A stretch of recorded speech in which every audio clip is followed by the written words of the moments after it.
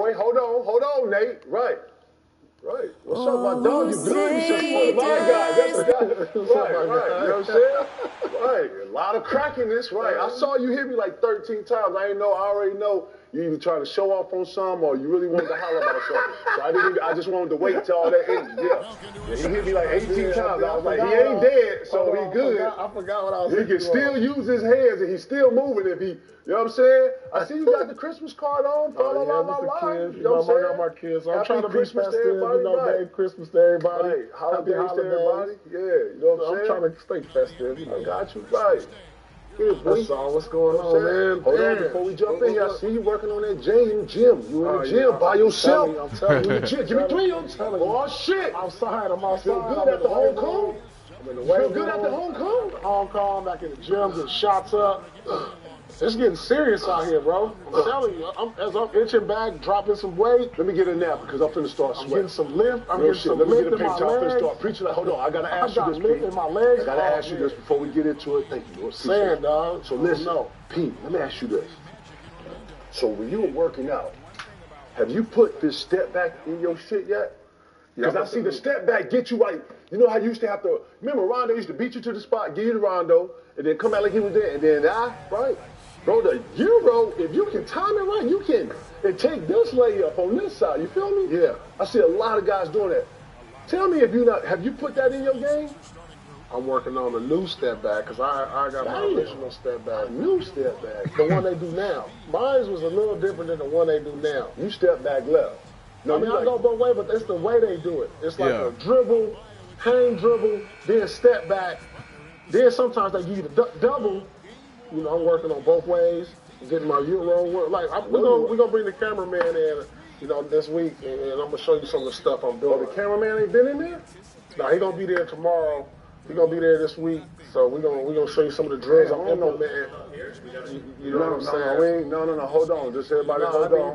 My Achilles is tight right now. You know. Are you stretching, Lord? Are you hydrating? Are you getting in here? You know what I'm saying? So I went up. I hit him with my jumper was wet the other day, so I hit him with the pump fake, and then I went up like I was about to go up and dunk that thing on somebody. I asked you, have you stretched? I stretched a little, but I'm okay. So that's how I know you weren't gonna dunk on him when you said a little. When you come in there, you ready to dunk on him? My Achilles game, it's tight right now.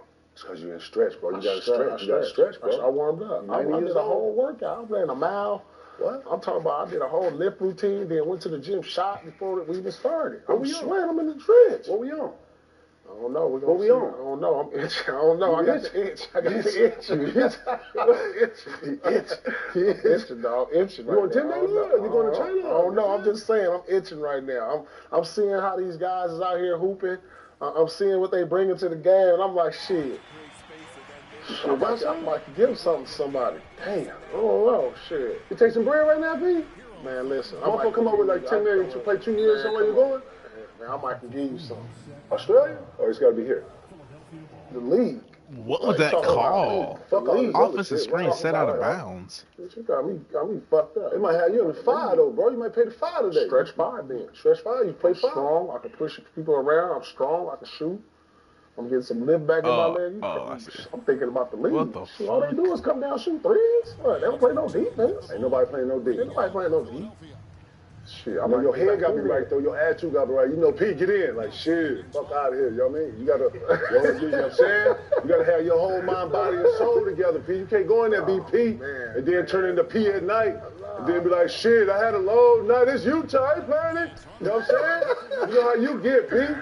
Man, you know what I'm saying? I need you to come in and be like UD on the cut. Hey, come on, let's get in. You know what I'm saying? I'm playing, look, I feel like this. All right, if I get by February, I feel like, shit, 12 minutes, I can get you however you want to play me, but you play me the last 3 minutes of the game.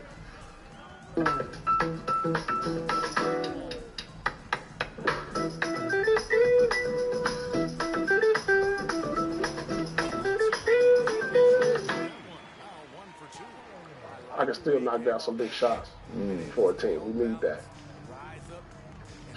Okay, there you heard it. Y'all heard it first. Y'all heard it first. Y'all heard it Y'all first. gonna see my progress. Y'all I'm heard it in the gym. You gonna see it. We need to throw you in one of these leagues and see what you look like. Just these young boys, you know what I'm saying? These young energetic. They dumb. They dumb, bro. Damn. They dumb. Bro, you can't say that on camera, bro. You can't They call don't got it no basketball IQ, bro. Just say that. I'll be out there in the pickup and they just dumb. I'm like, so ain't no young nigga gonna swing the ball talking like that, P. You gotta, you know what I'm saying? I'm demanding that, boy, or you getting out of here. Get out of here. P, you ain't ready for the league. Get out of here. It's a young boys league, P. You can't. These young boys, we want Uncle P on here. P, come here with that? No, we don't want Uncle P. Get the Uncle P out of here. What? Let's get it, Nate. Oh, man. So if there's a 10-day out there, what team would it be that would need Yeah, what's our deal? Let's just play our deal. Let's just say you can go anywhere you want. What team? What team would you like to go to right now and play in the fourth quarter? Yeah, crunch time, P. 10 You days. second and fourth quarter. That's all they gonna play you. Okay, P, get in here. Okay, all right, got you, P. Let me see. Who I Okay, P, get in there. All right. And P, you can't be in there like Iguodala bitching and complaining. I need to be on a team like Dallas Mavericks. Because they got two dudes who could create for me. I ain't about to be creating my own offense. They going to get into the lane, and I'm going to be there waiting wide open. So all that Tim Hardaway, all that Tim Hardaway Jr., all that, you knocking it down? Man, just like him. Yeah. Luka, go ahead and do your Kyrie. Y'all go into y'all dribbling exhibition. I'm going to be right here waiting. 7 shots. What you saying? If they going to give me wide open shots, that's what I'm saying. You get seven I got to make 4 of them. 4? Still on the floor? I got to make 4 of them. You got a guard, too, though, now. How that knee? They not guarding. I'm out there to foul. I'm out there to guard. I'm out there to foul. You say you was working on your lateral, though. I'm out here to foul. They need a foul. No, they need P. somebody to foul. P, you ain't. No, P. You can't foul it. You know what I'm saying? You can't be Ron Artest. We can't give up no easy layups, bro. We gotta make sure we ain't in the penalty. I'm talking about when you on that island. It's always gonna be a weak link out there. Yeah. One night you know what I'm saying? It's the matchup. You know what I'm saying? You up here. Foul. My job is not to give up a 3. Okay. So you gotta drive, and then I gotta rely on my help and shot blocking. Well, you just said you was gonna foul. So if we're in the penalty, it depends on time to score. I got a high IQ. Yeah, this last 5 minutes. You know, so I'm gonna force. I can't give up no 3s. So like if I'm switching out on like a Steph Curry, I'm jumping the ball. That's all. And you gotta go to the rack. You ready for the mix? You ready for all this mixing out here? Are you prepared for the mix? Are your legs ready for the mix? Not right now. Okay, cool. There you go. There you go. Be real, my nigga, because it's a real mix out here. I'm working on the lateral right now. Right. Are your valves and everything fine? Is everything, you know what I'm saying? You have transmission? My Achilles is tight right now. My transmission is Lord, your shocks. You ain't working on my shocks? My shocks right now, they need a tune-up. They need a tune-up right now. Hey, what's the name of the break place that we use up here at the street? Hey, listen, if you're listening, can we get some transmission? Jiffy Lube. Jiffy Lube, if you're out there listening, can we get some transmission fluid and some shocks, please? God damn it. You know what I'm saying?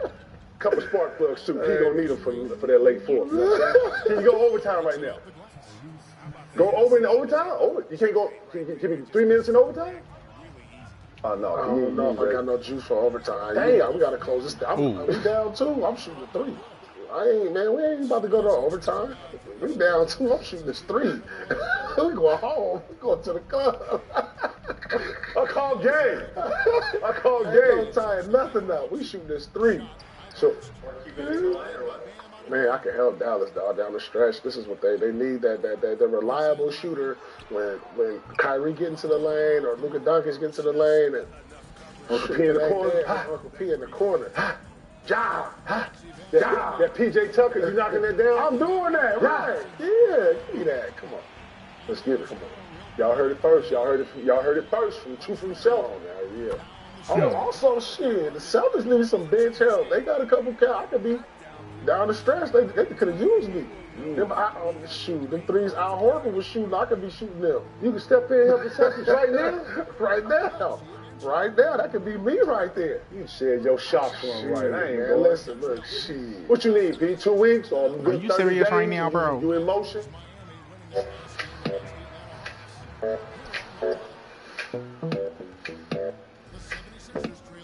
It's going to take me 30 days to get a rhythm. After All-Star break, I'm getting back in shape. I need to lose about 10 more. After I lose 10 more, I'm getting my lift. This morning, I was doing some deadlifts. I'm doing the snatches.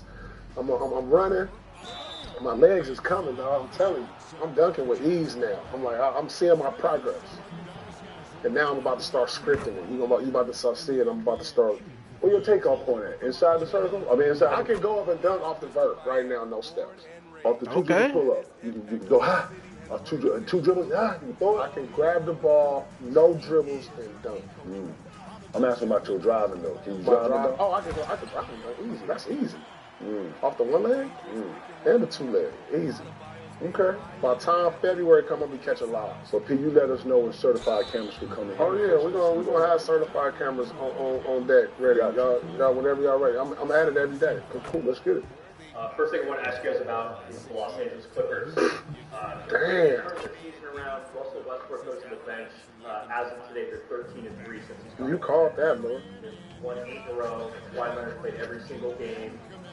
What do you attribute this success to for the Clippers right now? I feel like Ticket called that. He was like, because when we saw the Clippers mix, and we saw like Westbrook, Harden, we was kind of wondering how that dynamic was going to work between them two. And you called it. He was like, somebody got to be the bigger man and sacrifice. And you said once they put once Westbrook became the bigger man and went to the bench, it started to flow.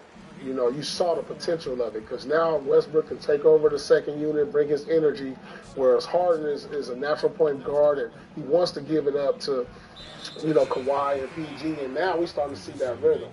They didn't have training camp together. They had no practice time, so off the rip, when they lost them 6 in a row, you knew it was going to take some time. But, our high IQ players somehow always figure it out, and that's what we're seeing from them right now. And you called it. And once they figure that out, Coach Lou, give credit to Coach Lou and Westbrook. You got to give them some props because that's tough, especially when you've been a dominant player your whole career, you've been a starter your whole career, and now you're at the point in your career you're like, man, it's time for me to come off the bench. That's the tough pill to swallow for a guy at Westbrook's his ability. Damn, bro, I know they shots, bro. Now that's why you're seeing they could be the most dangerous team in the Western Conference. Man, P, not only that, man, they look like they having fun, P. I think they 7-8 in a row. I don't know. I think they got a streak going right now. 8 in a row right now. I'm on all that love game. So one of the things I thought love game. Trade, I thought the Clippers gave up a lot of their hard work. Yo, Joel, can you keep up with them, please? They went all in with the offense. I'm glad you got a PJ Tucker sitting over there. I'm glad you got like pieces of the man kid you can throw in here. So I'm watching them have fun. It looks like whatever. I knew that once you get an abundance of talent like this, we ain't never seen 4 real motherfuckers in their prime. Bro, I'm watching them look like they having fun. I ain't seen Kawhi laugh, jump, and be on the sideline like this in a minute. I'm being real, right? Yeah. Everybody looks fluid. It looks like everybody ain't on that ego shit, and whatever they doing is working, bro. You do not want to see the Clippers, bro. Nah, nobody wants it. They looking like this is. They looking like new money, P. They looking like new money. Yeah. Man. Got them old honey little faces. Let me get these big faces. They got 3 legit. Get the cheese out here, man. They got 3 legit all-star. Career 14% free. 3-point shooter. 3-point shot. 65. 3 points going. D+. But wait. This is the best part.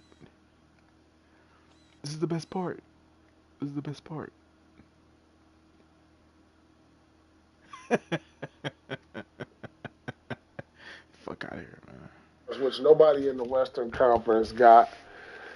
And in a 7-game series, if Kawhi playing the way he playing right now, it takes so much, because a lot of times, think about this. The position they got Harden in, over the years, you've looked at Harden as like one of the main focal points in the playoff setting. And when he didn't deliver and do all that, he don't got that pressure now. Right.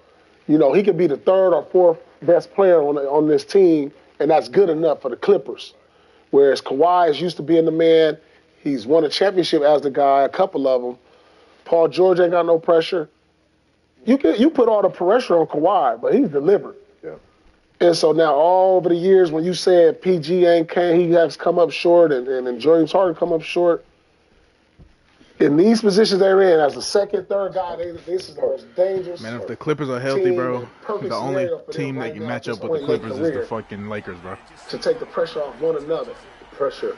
has been consolidated evenly. Yes. And no, not the Nuggets. The Nuggets ain't deep enough. Not deep enough. Assured person of himself, or at least coming off like that. Like, you like, yeah, I'll take this position here. Since nobody else wants to take this role, he's taking roles and going with the winning. Bro, that's true winning. Bro, that's exactly what I'm saying, bro. That's showing me he want to win. That's what I'm saying. Do you know how he's winning games or how he's coming out here affecting games? With his energy. Right. His energy may get you 3 steals. His energy may get you 3 offensive rebounds. I saw him the other day try to get a layup.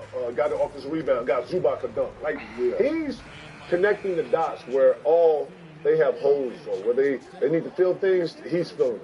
Man, shout to the Clippers, man. Shout to James Harden finding his groove. Kevin Durant. I guess my only concern with the Clippers is health. Yeah, that's going. Because they don't have the same depth, and you just want to see them just one time be healthy. They haven't been healthy in the playoffs. It's coming, Pete. One time, and that's what, like, when they put this team together with Paul George and Kawhi, they haven't been healthy. It's on its way, Pete. So it's on its way, and at some point, interesting to see, man. Like I said, they in the whip. They little joker. Love gang. You got still little joker. They little joker in the deck. You throw big ace out there. Love gang. You know what I'm saying? I don't know. We gonna see. All right, next up. Hey, if he hit another one, I'm gay. I was about to say, bro. Damn. I'll give you this one, Pete. When we was in Vegas, I remember you shot. Man, you taking Halliburton over John? And I was like, I ain't seen him. He was like, man, you know what he brings to the table, and the realness in reality was real. I haven't seen it. Right. When I found out he had been practicing, when I found out he's been around the team, when I found out he's been everything or preconceived, it all went out the window. You know, you don't know what someone's doing, especially when you're going through a dark moment or you're going through some hardships in your own personal, right? And then, you know, you can't speak for someone's off court and what's going on with that. We all know that basketball has always been our savior. It's always been here for us to kind of dive in and disappear. But, you know, man, you need other parts to it too, man. So I didn't know those parts. So I didn't know what he looked like, bro. But he is giving Memphis a shot in the arm and a shot in the heart of adrenaline, of just energy. Yeah. Bro, they looked different last night. They were scrappier. I was watching that, and I was just watching his effect on the game. I was like, wow, that's a real effect. That's a real effect. Hey, he looked good, Pete. Man, with all these new stars or these budding stars, forgot about John because he ain't been out there. You know, we talking about De'Aaron Fox, Shea Gilgeous-Alexander, they getting it though. Halliburton, they getting it though. Maxey, Luka, Kyrie, all them guys. Yeah, he in there. Ja, oh man, the league is in such a great place with these young great stars, place, bro. It's like, man, great like, place. they all neck and neck with one another, bro. Look on the shelf. I ain't gonna, you gotta make room. You gotta make room for youngin. Yeah, man, you gotta make room for youngin. Ja put it in his mind, like, look, y'all forgot about who I was and what I bring, and you know, damn near. He pretty much saying, like, I'm damn near the face of the league. Y'all what just happened just then? Roy Jones. Y'all must have forgot. Y'all must have forgot.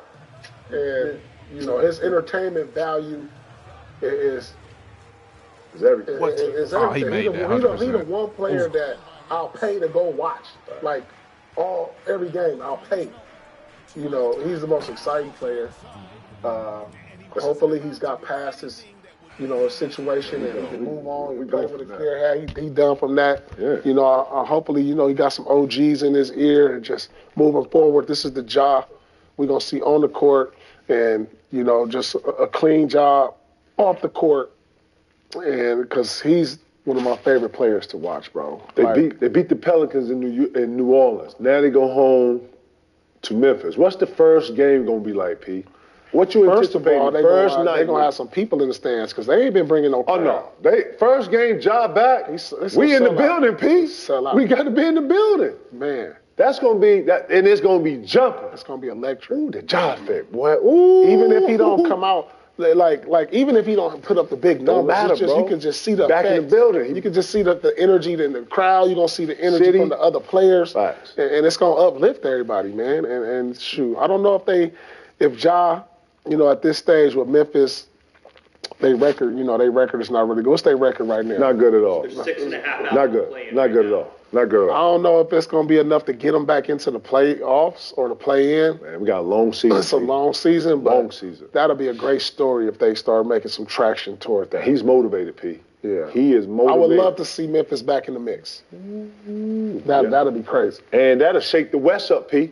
Man. That'll shake the motherfucking West. The West wild right now. Dog, you got to remember, a healthy Memphis team a year ago was the top 4 seed in the West? Man, top. They was top. What you mean? Top 3. Seed, I'm about to say, yeah. 2 years they've been top 2 in the That's what I'm saying, dog. A healthy Memphis. And guess what stopped them? Injuries and distractions. Yeah. Not basketball. You understand? Yeah. Like, seriously. And he motivated, P. You think they can get in the playoffs? With Memphis? With Phoenix? You Or watching the play-in. Or the play-in. You watching Phoenix? Phoenix is disappointing. Bro, listen, 7 days ago, we was talking about the Clippers. Matter of fact, 14 days ago, we was talking about the Clippers looking like doo-doo and da-da-da-da-da-da, right? 2 weeks, P. It's like you said, we don't know. Man, right. What 2 weeks, the landscape can change, right? I forget who said that, man. There's something up and down like this, like this NASDAQ, Holmes. Like the league is up and down. Like, bro, 2 weeks, you got a whole new narrative. 2 weeks ago we was talking about the Lakers playing it. Now we talking about Jai. We talking about the Clippers. Bro, and then Phoenix, bro. P, I gotta ask you, bro. Bro, P, are you worried about the Phoenix Suns? I'm worried about and if so, what's that level? You know why? Because they taking some bad losses, and they don't have no depth. They dealing with injuries. We don't know what they even gonna look like. We don't even know what their potential gonna be. And we almost, 25, almost 30 games in, 25 games in, and they ain't even figured out who they was yet. Because usually when you get to around the 20, 25, you got an identity. You got an identity. I don't know who Phoenix is gonna be because they haven't been healthy. They've been inconsistent. They've been having some bad losses. And, before the season, I was like, on paper, this is a contender. This team can come out the West. You got Durant still looking like Durant. It's too heavy for him right now, P? He had 40 that night. No, I just don't see like the defensive chemistry is really not there. They can score and everything, but they just not. They can't get key stops. These young teams is coming in. They too fast for them. They role players is up and down Phoenix. So I don't know, man. I don't know really right now with them. Like the Clippers is emerging and OKC is looking like they here to stay. And we already know. Just got a shot in the arm. And Denver count Denver out. They seem like they kind of coasting, but we know what they're going to bring. They're defending champs, so you never count them out. You got teams like the Rockets getting better. You got the Rockets. You got Pelicans getting better. Dallas is coming down. Minnesota. What the fuck? We ain't even talking about the team. I apologize, bro. We ain't even talking about the team with the best record in the league. That's Minnesota. That's my bad. You know what I've been trying to do? I've been trying to give notice to, we always come in and talk about the top heavy of the narratives and stuff. And I've been trying to show love to, teams that not necessarily in the narratives, but they're playing well. I got you. Hold on. Give me a second. I've been really, really looking at the league like this versus 8 or 9 teams. You know what I'm saying? Bro, it's great talent on all our teams in the league. It don't get the hurrah or, some of these players fall short because other players are playing great, but yeah, man, that's all about land. The way I'm looking at the West. Let me shoot this out. Minnesota. Go ahead. It's going to be somebody going to be disappointed to a great player that's not going to make the All-Star team. Because think about this. If Minnesota is playing at this level, you might have to take 3 of them. You take 2. You take Rudy Gobert is playing like the best defensive player. He's playing better. He's playing like the best defensive. He's playing like the defensive player of the year right now. Playing better. I like that. He's playing better. I got you. I hear like the defensive player of the year. What you brought him there for? That's what you brought him there for. They got the top-ranked defense. And so if they got the best record, they may take 3 tickets. You know what I'm saying? And I can't take 3 with the West being as thick as it is. The West thick, boy. The West so thick. For sure. West thick like shorty, like God damn, she like OKC that. number 2, they get 2. Yeah, hell yeah. Hell yeah.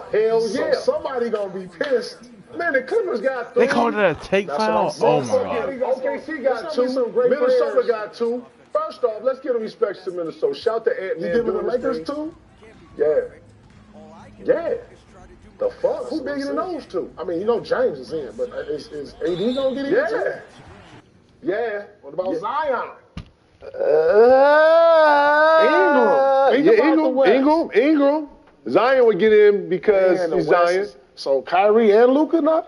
Yeah. That's what I said. Look at dog. Look. 12 guys. Ja not getting in now? Nah. Okay, Ja don't be Ja there. not getting in, no. He ain't played enough games. All right. KD's going. So let's do this. KD Booker? KD Booker? KD and Booker? Dog, All-Star voting that's what I'm just trying to opened tell up. you, dog. Somebody You leave KD Booker out? Nah. That's what I'm saying. Steph?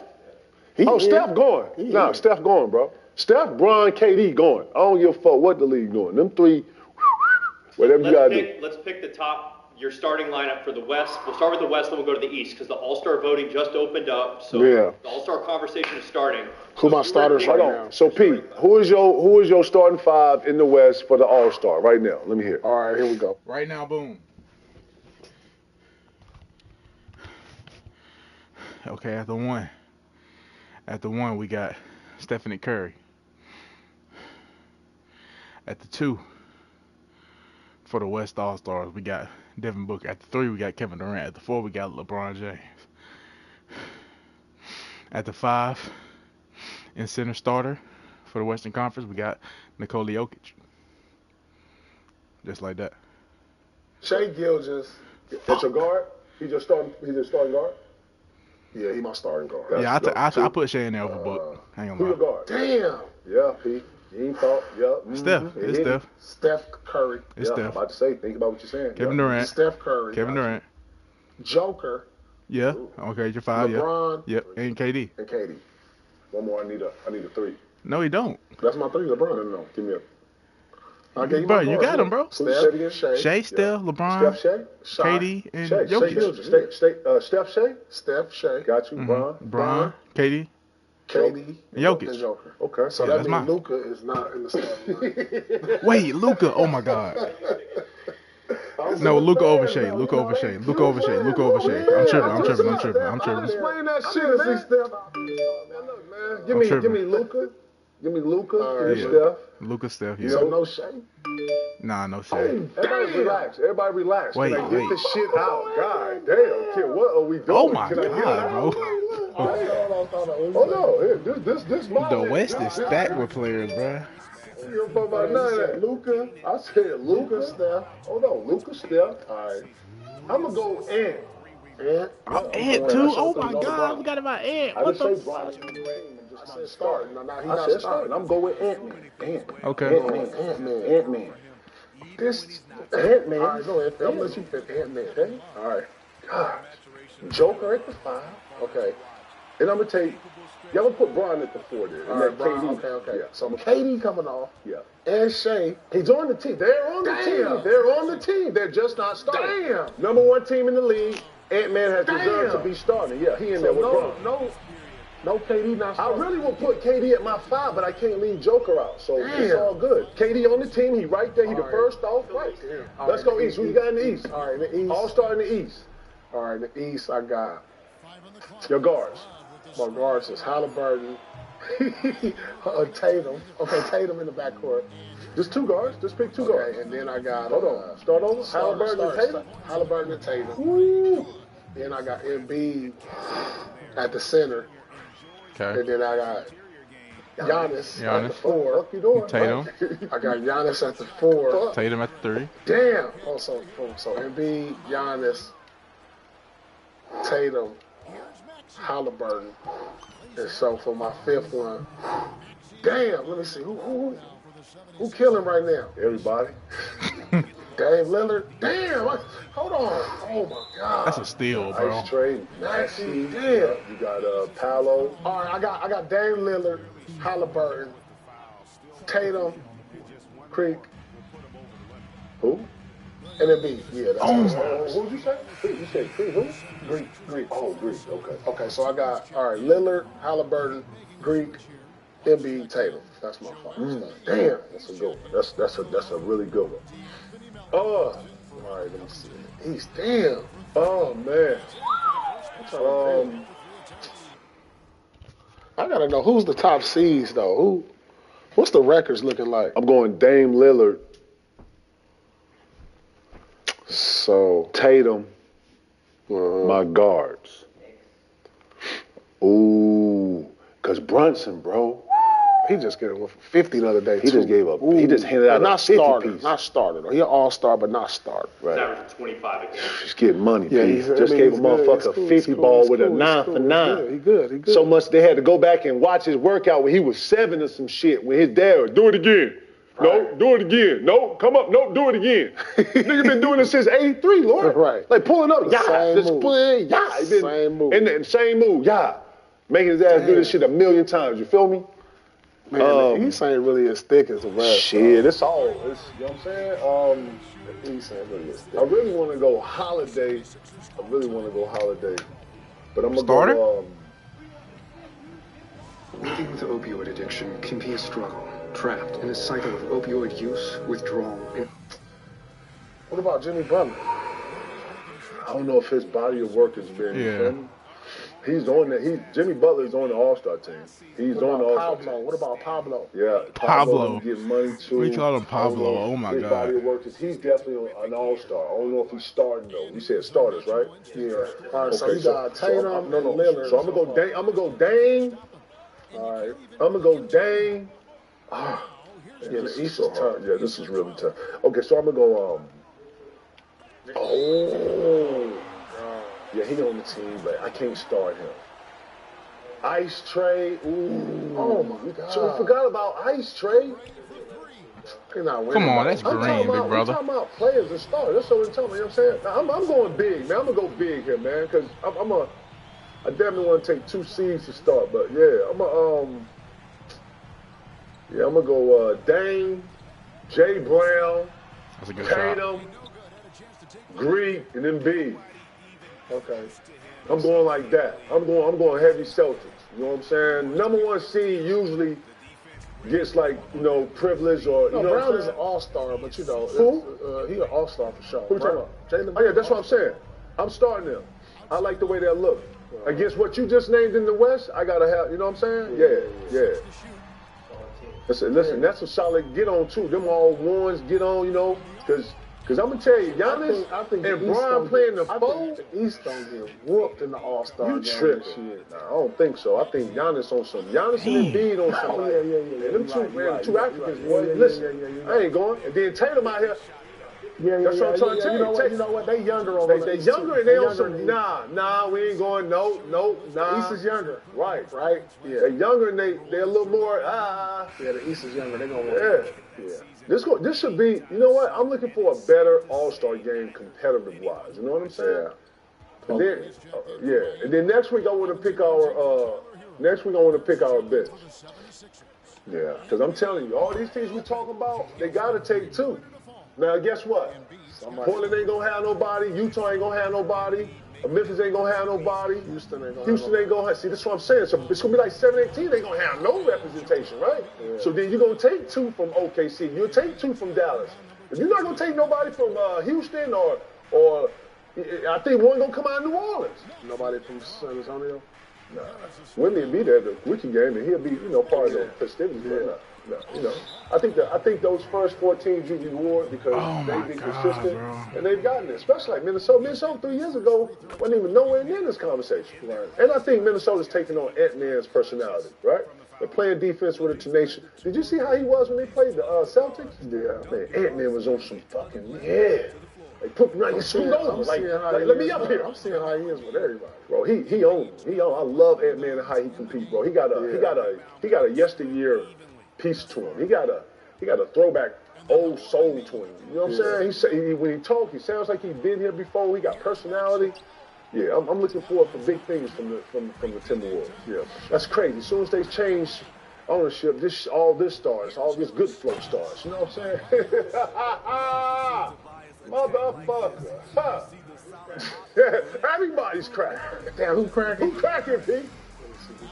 James Harden cracking. Let's go ahead and get it out he's the a way. superstar, though. Nah, I get it. Nah, James Harden was not cracking like this.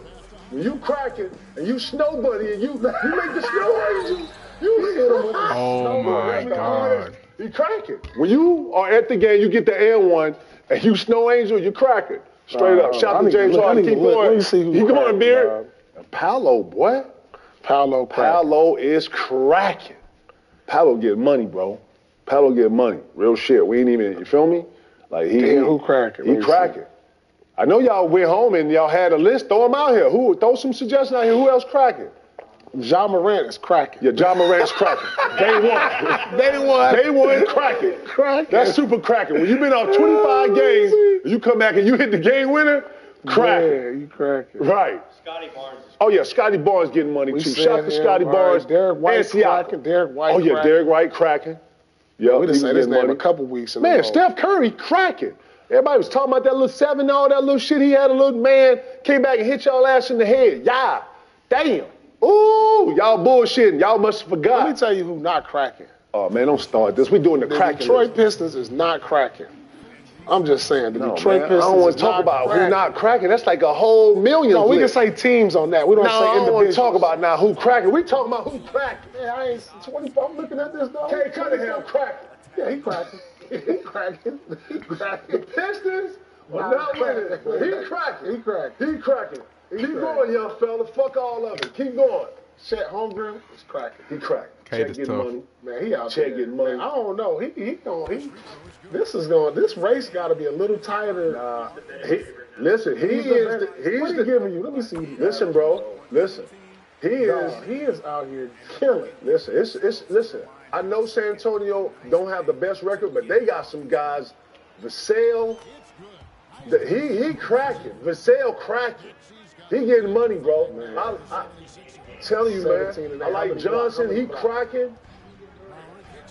Oh, Keegan Murray cracking. Yes. What did he end up with the other day? 47. He cracking. Yeah, we got to shout him out. He cracking. Hey, listen. Man, De'Aaron Fox, man. I didn't know he was averaging 30, man. Shout out to and he king of the fourth. Shout out to D Fox getting money up here, boy, shooting the beam and all type of shit. You know what I'm saying? Keep going, young fella. Sacramento. You have to earn that, buddy. Don't go in. I'm about to say. Shit. Damn. Cracking Monk up there, too. I mean, he ain't going to make it, but he cracking, too. Damn, dog. Yeah, Sacramento. Ooh. Everybody can't take two. Yeah, everybody, listen. What you say, P? Man, this going to be some motherfuckers you left out of All-Star. Yeah, it is. It's going to be some cast that's going to be pissed. Tell you. Want to ask you guys, just kind of we're wrapping up 2023. Certified has done a lot of cool stuff this year. We've gone to Boston, we've gone to the Hall of Fame, gone to Vegas a few times. Is there anything that kind of stands out to you guys in 2023 that you really like doing?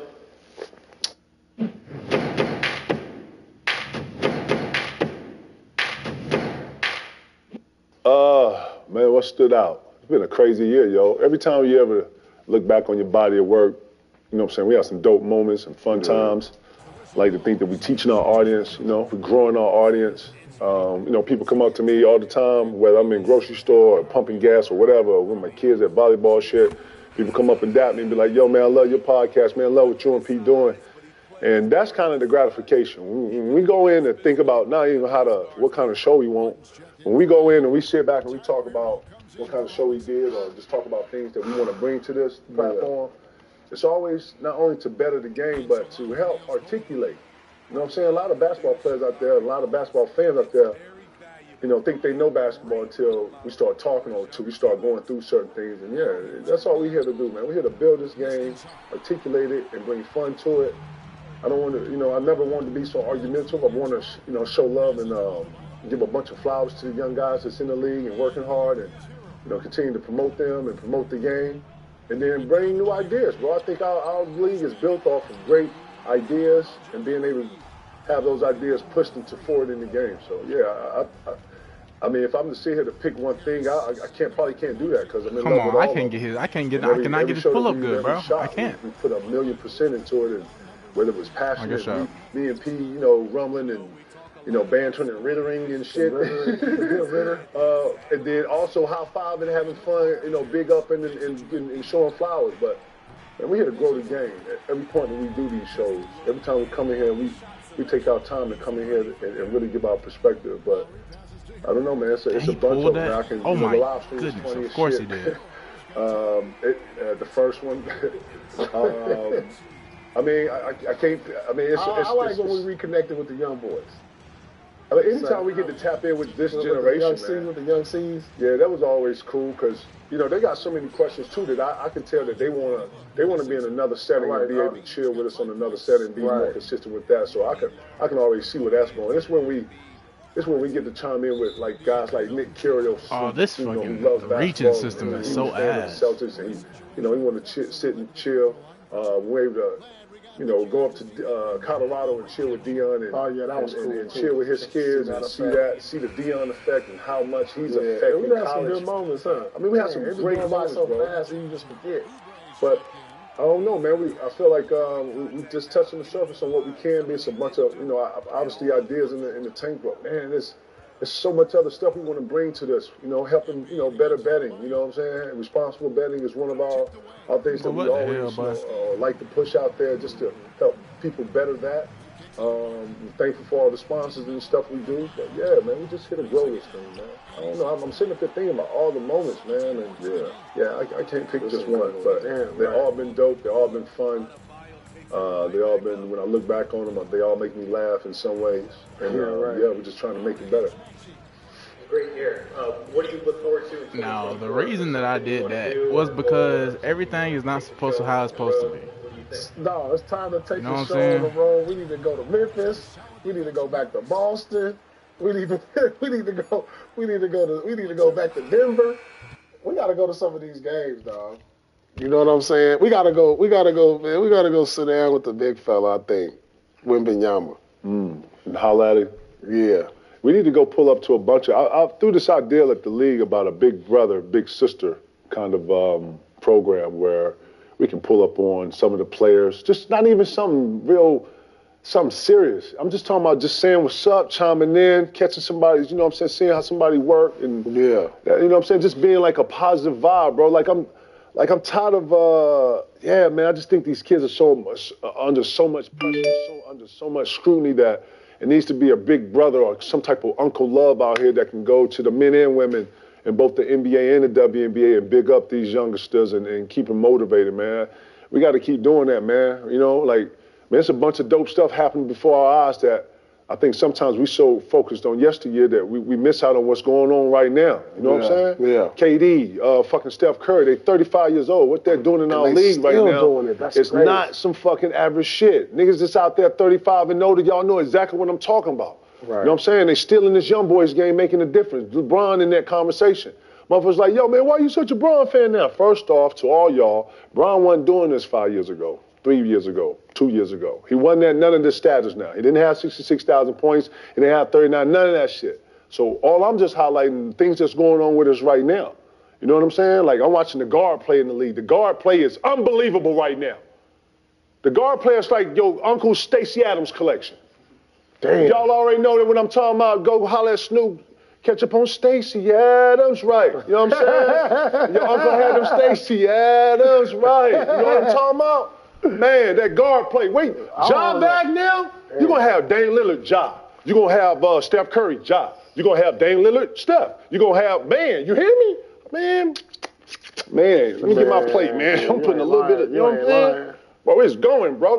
What you say? The league is in a great place, Pete? Great place. Great place, Pete. Great place. Great place. I mean, Straight up, bro. all the torchbearers, Straight Steph, up.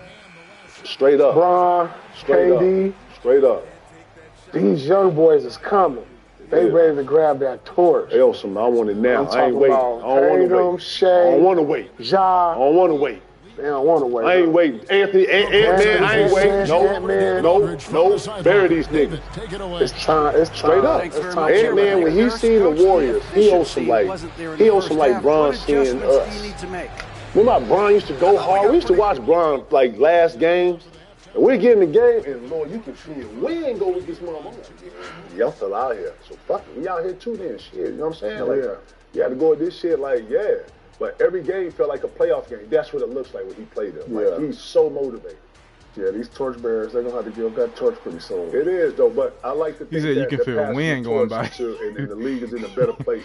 We ain't talked about the LaMelos. We ain't talked about Donovan Mitchells. And, you know what I'm saying? Some of these younger players that's growing in our league at the same time. The Halliburtons, you know what I'm saying? The league's in a really good place. Yeah. And then we ain't even talked about the guys that's coming. You know what I'm saying? The guys that they ain't even made the league yet. You know what I'm saying? But, you know what I'm saying? Yeah. Game picture of the week. Let's get it.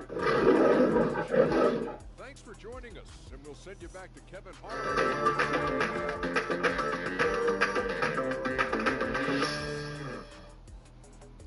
So just an update, you guys both last week. Okay. Okay. Dang. Okay. Right. Sometimes positive. Right. Let's talk about the Christmas game. Ooh. First thing I want to ask you is, what's the feeling like to playing on Christmas? Good thing, a bad thing? Pete, did you like playing on Christmas? Real shit? When I had kids, I didn't. It was too much. They had to roll there in the hotel with you. You can't really concentrate. Then you want to make sure they have a good day. And then we got to go out and play a game. I really wasn't invested on Christmas Day really like that, to be all honest. I mean, I know it's a special day to play the game. And, you want to do it for the fans. But I always was like so locked in on just kind of like family on that day because, we sacrifice so much, being in the NBA. We miss so many holidays with families and birthdays and all type of shit. And, it was tough on Christmas, man. I don't even think I ever had a good game on Christmas. Truthfully, once as much as I wanted to, but it was just like, bro, too much Embiid of a ain't even distraction. playing tomorrow, bro. What a lot of people don't know. Well, first off, Christmas was a privilege. Yeah. And I To think play on that Christmas, definitely. to play on Christmas is a privilege. And I think once you play it that first time, Why are you dipping back, bro? Yeah. Like, what are you Yeah, I doing? think so. Okay, I think once you play it, you cool. Because what you don't know about Christmas is two scenarios. If you're home, it's great. You Yeah. still got to get up 4-5 hours. You got to do everything 2 hours back. So if you started opening Christmas presents at Right. 9, I got to wake up at 6. Right. Kids, open presents, boom. Oh I gotta my be God, out of that was here, be at the horrible. gym What the by fuck certain- was And that? you know what I hate about Christmas? It's always an early game. You always play at 12. 12, So I mean, if you playing at 12, that means you got to be at the arena by like 9:45, 10 o'clock. You hear me? Then you got to go through a walkthrough. You got your own stuff, and then the game starts at 12. Your body is not even used to none of that. You know what I'm saying? Unless you're coming in practicing stuff. And if you're on the road, you got to pick that up, and you got to travel. Ew. 2-3 rooms, one room prep. Like Right. people don't know Ew. what goes into the travel of Christmas games, and all those teams that travel has actually had to pick up their families, go to the hotel and replica that whole Christmas day. And then too, sometimes some guys don't have family there, so we have to go to a ballroom, have like a little Christmas thing. The guy, you know what I'm saying? You have like a little dinner together. Christmas Day, for guys who don't have, and guys who have very little, collectively, we all come together and we share moments. We'll sit, we'll eat, we'll talk, it's laughter. You know what I'm saying? Like, it's not just Christmas. It's actually what Christmas is supposed to be the example of. And it's family and love and being around people. Now that's turn. You know what I'm saying? So in those moments where we'll be on the road, you really feel like, damn, it's all the season here. You know what I'm saying? You got Jeff Twist in here, you got Lynchy in here, you got, just as a whole. So it's like, what, 30 of us in here? Yeah. And that's all that's in here. It's all this is your support It's our family, right? and your family, and this is who's in New York. Right. This is who's in Philly. You know what I'm saying? Right. So and you don't really go outside. You're really not coming outside the hotel. So but like I said, man, Christmas was a privilege, and I hope the fans appreciate the games that we put on because, like Paul said, through that sacrifice, man. You out there, giving your body, not only your time and everything but you're playing the game that you love the best that you can do it and giving everything that you have on this day for entertainment. You know what I'm saying? So I just hope that all the fans appreciate all the teams that are playing on Christmas Day, Thanksgiving, any holiday, New Year's, all that shit. Because those players don't get to have that same experience. You know what I'm saying? Good stuff. All right, let's go to the games. First one up. Ooh, who you got? The Bucks at Knicks, and it's at 12 o'clock too, right?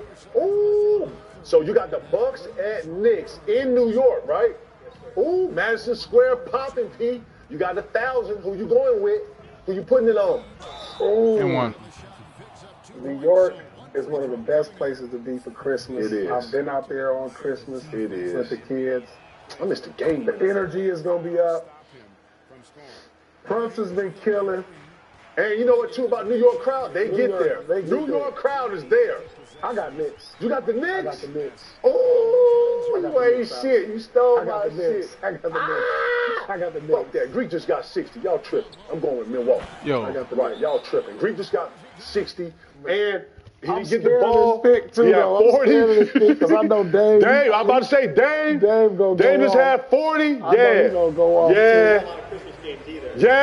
That's what I'm saying, I'm dog. going Milwaukee. Put the 1,000 on Milwaukee. 1,000. That's going to be a good game, All dog. right, next one. in Denver. That's a good way to start the joint, too, ain't it? Golden State going into Denver. Golden State and Denver. Ooh, that's an early game, too, eh? Yeah, I'm going in order of the day. Denver is gonna be the favorite, but you know how Steph be on that stage, dog. Steph get on that stage, dog. Hey, look. I gotta go to stage. Dog. I don't give a damn. What he did to the C's? After I see what he did to the C's, I got Steph on. Shout out to the Christmas, FA, you know what I'm saying? I got Steph. Bro. I gotta go to stage. All right, pop. You got to pop. He gonna go there and pop them. I'm telling you, dog. Steph is unreal. He unreal, bro. P, you ain't shit. P taking all my picks today, dog, for all the reasons I was going to. Steph on Christmas, Hey, look. he gonna give us some good presents, dog. I'm telling you. I can't, dog. I can't with Steph, though.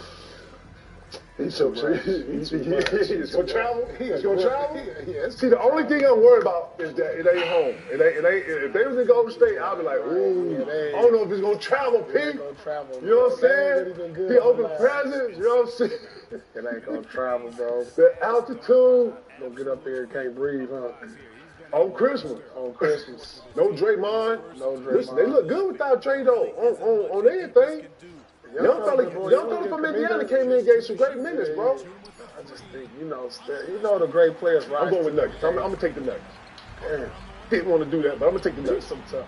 Yeah, they are. Just because of how everybody's playing lately, too. You know? Yeah. Who else we got, Nate? Oh yeah, you already know, baby. We got to the marquee game. Ooh, the Celtics. Prime time on ABC, baby. This is where we get to play. Everybody in the living room watching. Come back. This the get on here. You know what I'm saying? This the ABC. This the ABC right here. You feel me? This the get on for the get on. This prime time. Man, I honestly ain't. I don't know where the Lakers went since the in-season tournament.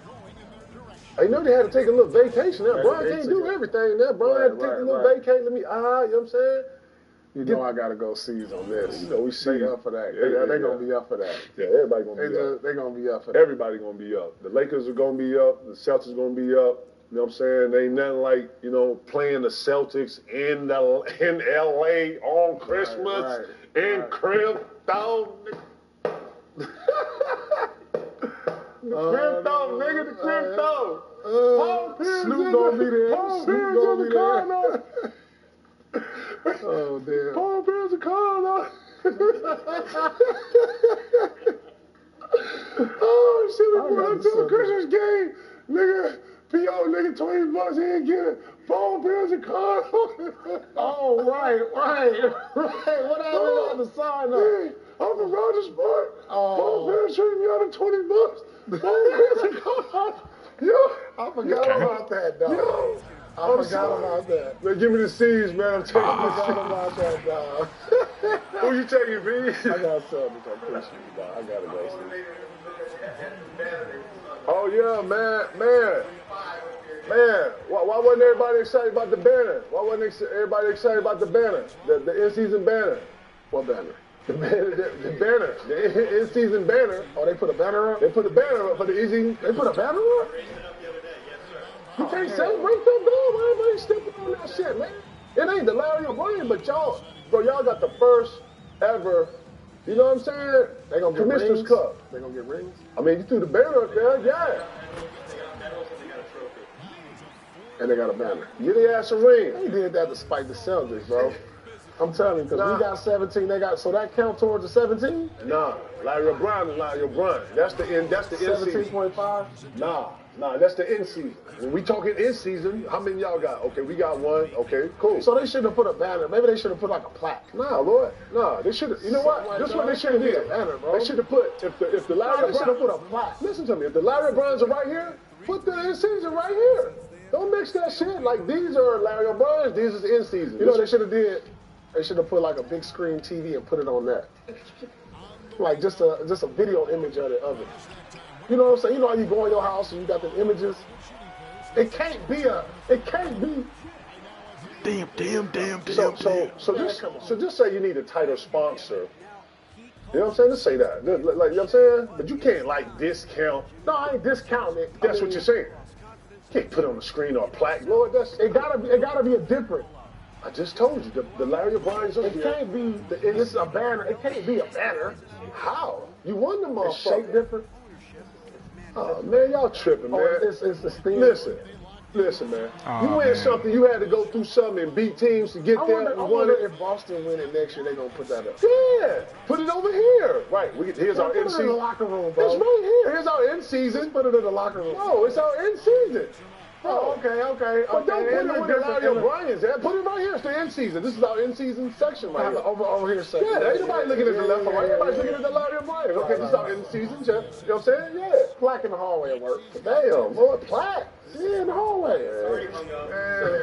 Man, listen, man. What I'm saying is this banner here got all the guys 500,000. So let me ask you in something. December. So let me ask you something. It's in season.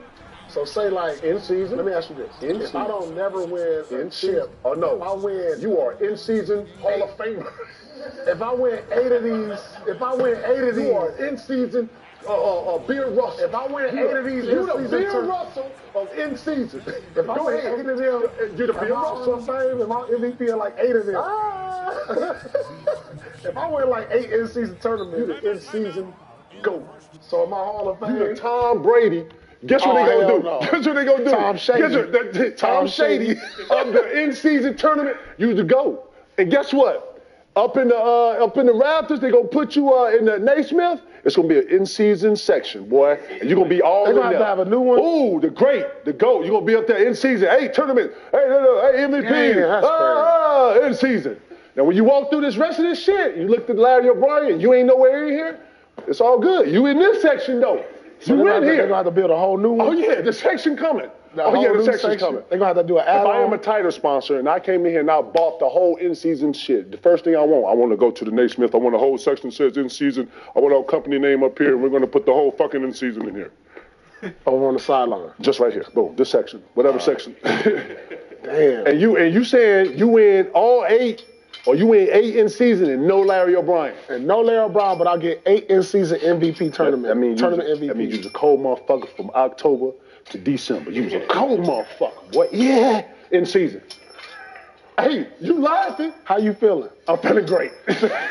I'm a champion in something. I won 8 of these. Fuck y'all feeling mean. great. You know how I'm many feeling teams great. I had to beat to get here? Boom, right. Oh, Man, that's my going. God, That's that's going. crazy. That's Listen. crazy. Lot of bread. Bro, listen. The bread gonna keep going up, The too. bread ain't got nothing. It's gonna keep going. Listen, bro, if we ain't, listen, we fucking around, but if we not careful, man, the end season got so much on it. Bro, you see how hard guys was playing for the end season?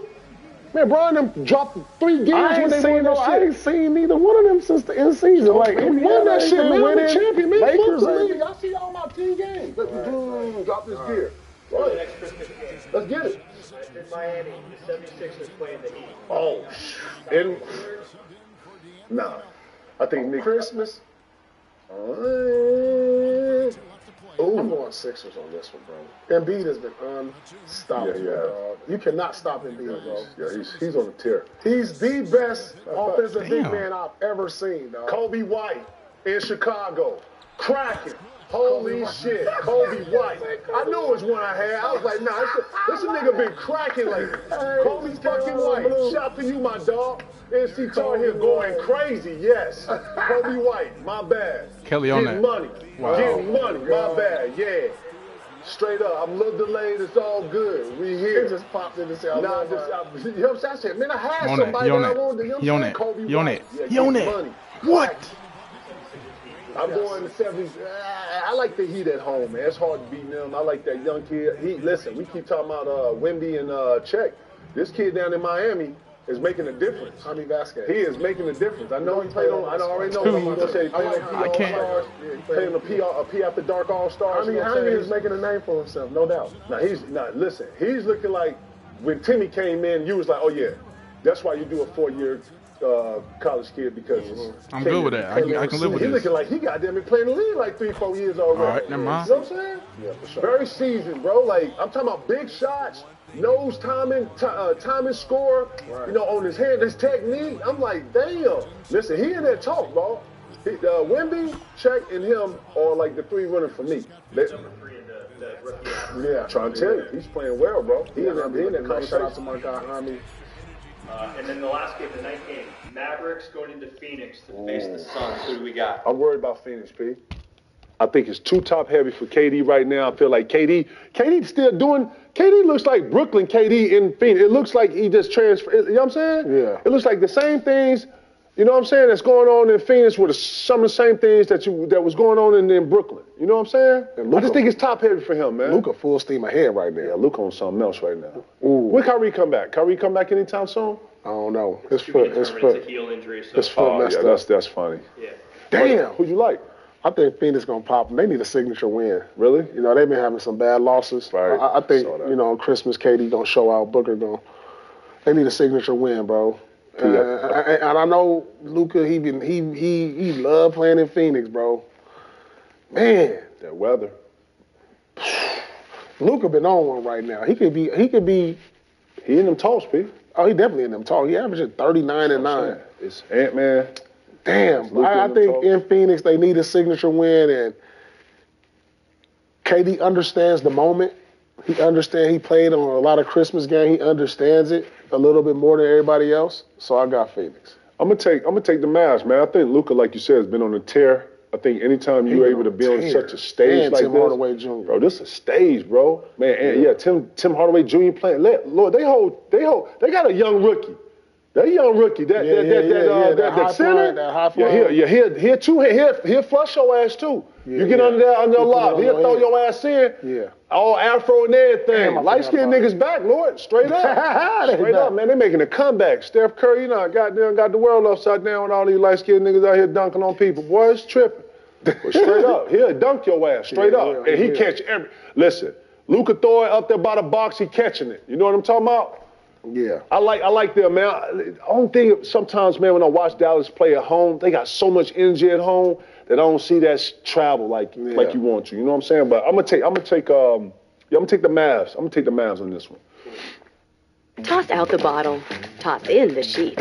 Toss like a boss with new Arm & Hammer Power Sheets. The attraction towards new experiences is powerful. Alienware gear isn't made to resist that pull. It's made to accelerate it, to transport you to new places where you can embrace difference and leave familiar behind. Hold on, I gotta ask this before we get off this. I kind of test on this, and this is a segment I want to actually reach out. I want to know this. Pete, I'm gonna name some names, and I want you to say if their son is getting a win. Going to 7 in the backyard. Jamal Crawford and Lil Crawford. Lil Crawford getting the win? No, not right now. Well, not right now? Not right now. Jamal he still plays Some crack. He's still crack. Yeah. Jamal Crawford still be playing in the league up in Seattle getting 50. Hell no. So he ain't winning no ones against Dad? He ain't winning no one against Dad right now. J. Crow Jr. Lil Crow getting the win. 1-5, 1-6. Lil Crow Jr. busting J. Crow out. Get the fuck out of here. Say word. He just went for 50 the other day. He just went for 50. He just went for 50. He didn't get. Slow down. This is went Pops, for bro. 50. This is against Pops. Yeah, I think he got him. He got him? I think he got He him. got him. Oh, listen. Okay. I think he got him. Right now? I think I he gotta got see him that. right I gotta now. see. I know he's got been him right scoring now. to get some kids, but No, I think he got him right now. J. Crow, lock up. No, I think he got him right now. I don't know. I gotta roll with you. I stepped out there a couple possessions with You J. Crow. Bill Belichick? Oh, no, look though. I You stepped out there with Michigan? Bro, I stepped out there can't a couple hit it. possessions with I can't hit it. I Check can't hit it. I can't. This was a couple years ago, and I was like, I can't, my he gonna be brother. a problem, and now he's really a problem. You ain't stepped out there yet, yeah? I ain't stepped out there yet. Get your new shocks before you go out there. Don't go out there with this old shock you got, and then step out there. I Make need sure to you go got out there. transmission fluid in your valves on you. Right, definitely. Lil Boozer. We got Boozer and Lil Boozer. Is Boozer beating the Twins? Boozer beating the Twins? I just or the can't, Twins bro. beating the Twins is busting. Are you serious? Yeah. Get the fuck out of here. Yeah, right now. I seen Boozer at the end. Them kids is athletic. Yeah, he got some. And they He twins, bro. athletic. Yeah, they athletic. They getting pops right now. They getting pops. Yeah, they matured. I done watched them. They mature. They getting pops right now. For sure. Gil and Lil Gil. Lil Gil getting the win against Gil right now. That's a close one. don't know. That's I a see close. Gil can still shoot. He can still shoot it. I see Gil shooting still. And there ain't a lot of motion. It's just one. I think not right now. I think Gil's still young enough that he can get his son. But his son coming. Well, that's a good His shot. son is That's a coming. good shot. He coming.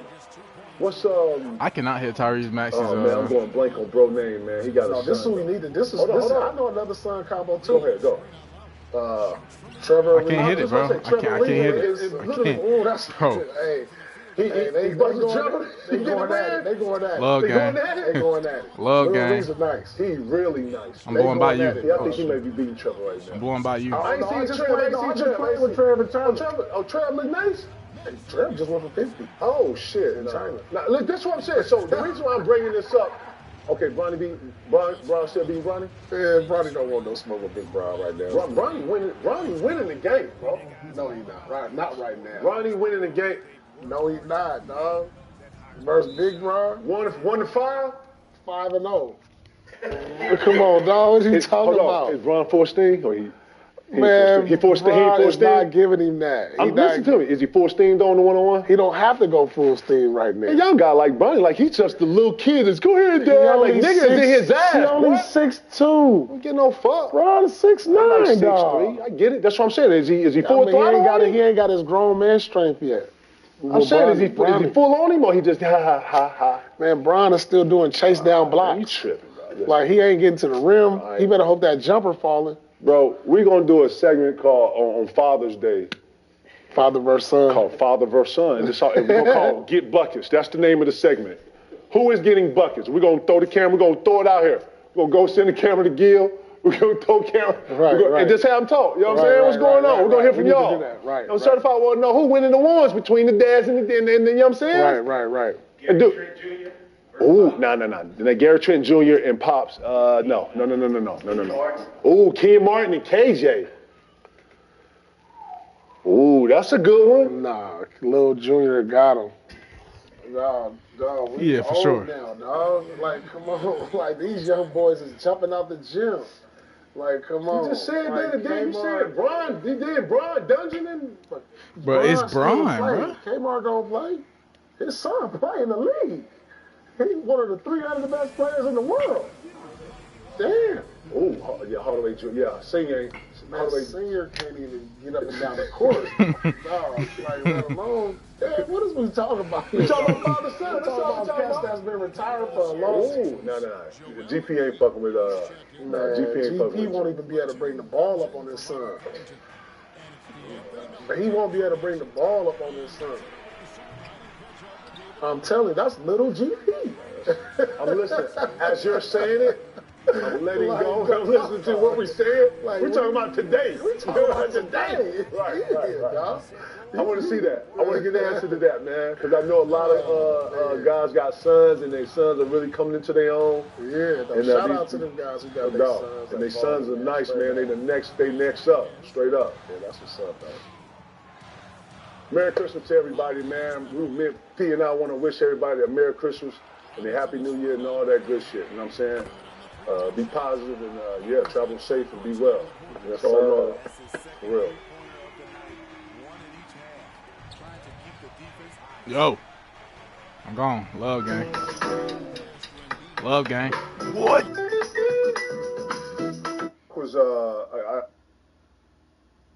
I always use Doc because Doc, to me, was one of the more patient coaches with players. How'd I miss Doc that? actually will coach you on the player you were versus a system or something else. You know what I'm saying? And I see Rondo being kind of that player coach.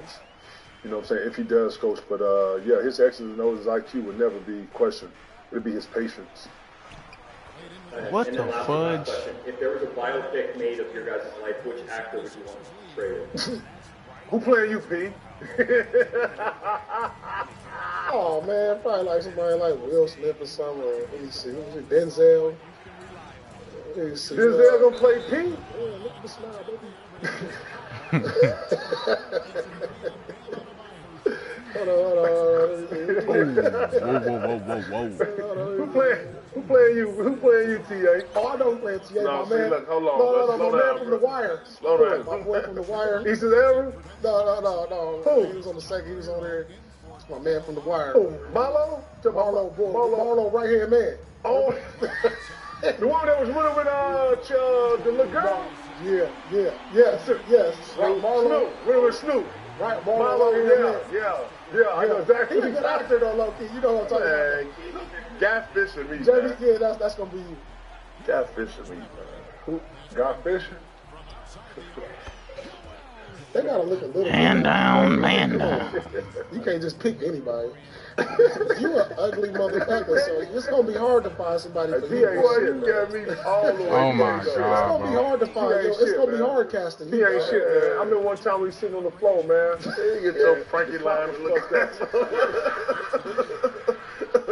I'll let you get away with this too much. Out the paint. You doing too much. Yeah, Frankie Lyman over there, man. You better go ahead on, man. Straight up, man. Man, what's wrong? Damn, who gonna play the ticket though? Damn, how you gonna get bowl or something? Bowl. Right. All right, bro, go ahead on. There you go. This how you got me. You think it's sweet love game. You know what I'm saying? Told you, man, you gotta keep a magnum on, keep this man off, man. Well, you gotta be all the way for this boy here, man. Motherfucker here, dog.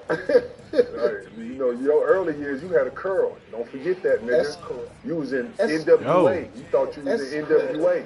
I remember your ass used to look like Ice Cube. Hey, no, You hear me? I wasn't. No, Yeah, you was. I had the Yeah, fade you on the was. side. I had the fade on the side. No, Give me that was that. later when you Y'all saw better put Steph After Mayo back fade in. it out. I ain't You never had tried to go New York.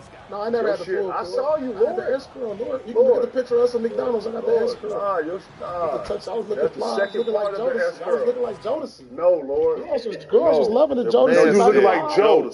You looking like Joe, not the looking C like part, Jodeci, just dog. the Joe. No C in it, just Joe.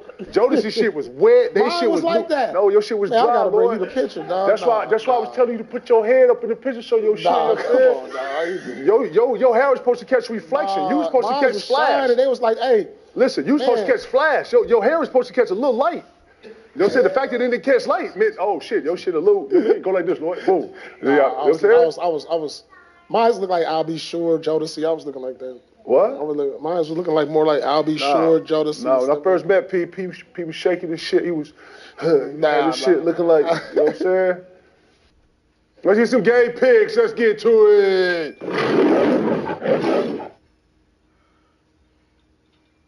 You were 3-0. Man, I'm cracking. Man, So now you're up 11-5. P, you're 9-7. Right, bro. That's like 12 Mastros. I'm up, bro. That's like 8 bottles of Camus, man. Damn. Hey, hold man. on, you up by 2 games. Man, that's like 8 It's a bottles of long Camus, though, season. dog. It's a long season. Man, I thought we It's all paid gonna up after even out. the- It's gonna even out because we gotta cancel out. Man, you sound like the FA, man. I need my shit right now, man. Can I get paid right now? Damn. Pay out at the end of the year. Saturday, we got the Pacers in Minneapolis against the Wolves. Who you got? Matter of fact, who do you like? I mean, that's a good one. It sound good. Anthony Edwards playing? I know he was out for a hip. Yeah, if Anthony Edwards is not playing, I'm going Indiana. Because he's the engine that drives them. So. Who you got, TA? Who you liking that? Like I said, this is a good time for, Cat to start regaining that dominance back with Anthony being out, demanding the ball, pushing him to a win. If he could do that, I'll take it. See, that's just that for me. I don't know what Cat gonna show up. The one with the dog light voice, or the one with the bass in his voice. You know what I'm saying? I just whichever one. I don't know which one gonna hold up. He switched tones on If he come with the one with the bass in his voice, then that's what I don't know That's about a 30 and 10 Cat depth. Yeah, but he might come with the light voice. And practice today and considered day to day. So that's the latest update as of this morning. I like to say if Anthony Edwards plays. You gotta pick one, bro. You can't give no scenarios. Who you got? Well, bro. What the fudge? This is what I'm talking about, bro. Plays, though. I'm saying you Bro, gotta stop telling me how to fucking talk, bro. I got it. I ain't telling you how to talk. That's what you just said, bro. Don't start. Man, Make what a you mean? pick. Who you got? I'm finna tell you. All right, go ahead. If young fella plays, I got T-Wolves at home. But if he don't play, you got Indiana. If he does not play, I like Indiana. I'm just being honest. That's a real tale. You know what I'm saying? That's crazy. If So, Anthony all right. Edwards play the game, bro, it's gonna be a different game. You know what I'm saying? So if Anthony Davis get 40, I got the Lakers. But if he don't, I ain't say that. I said if he plays. If he plays, bro. If he plays. You know what? If FD Evans plays, I'm gonna take the Minnesota Timberwolves at home. Okay, let's go to the next game. It's the Thunder going into Denver to face the Nuggets. Ooh. Shit.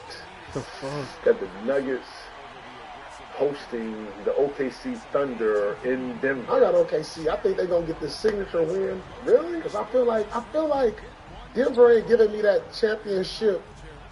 Like, come out and just try to whoop everybody. You know what I'm saying? They win some games and they feel like they coasting a little bit.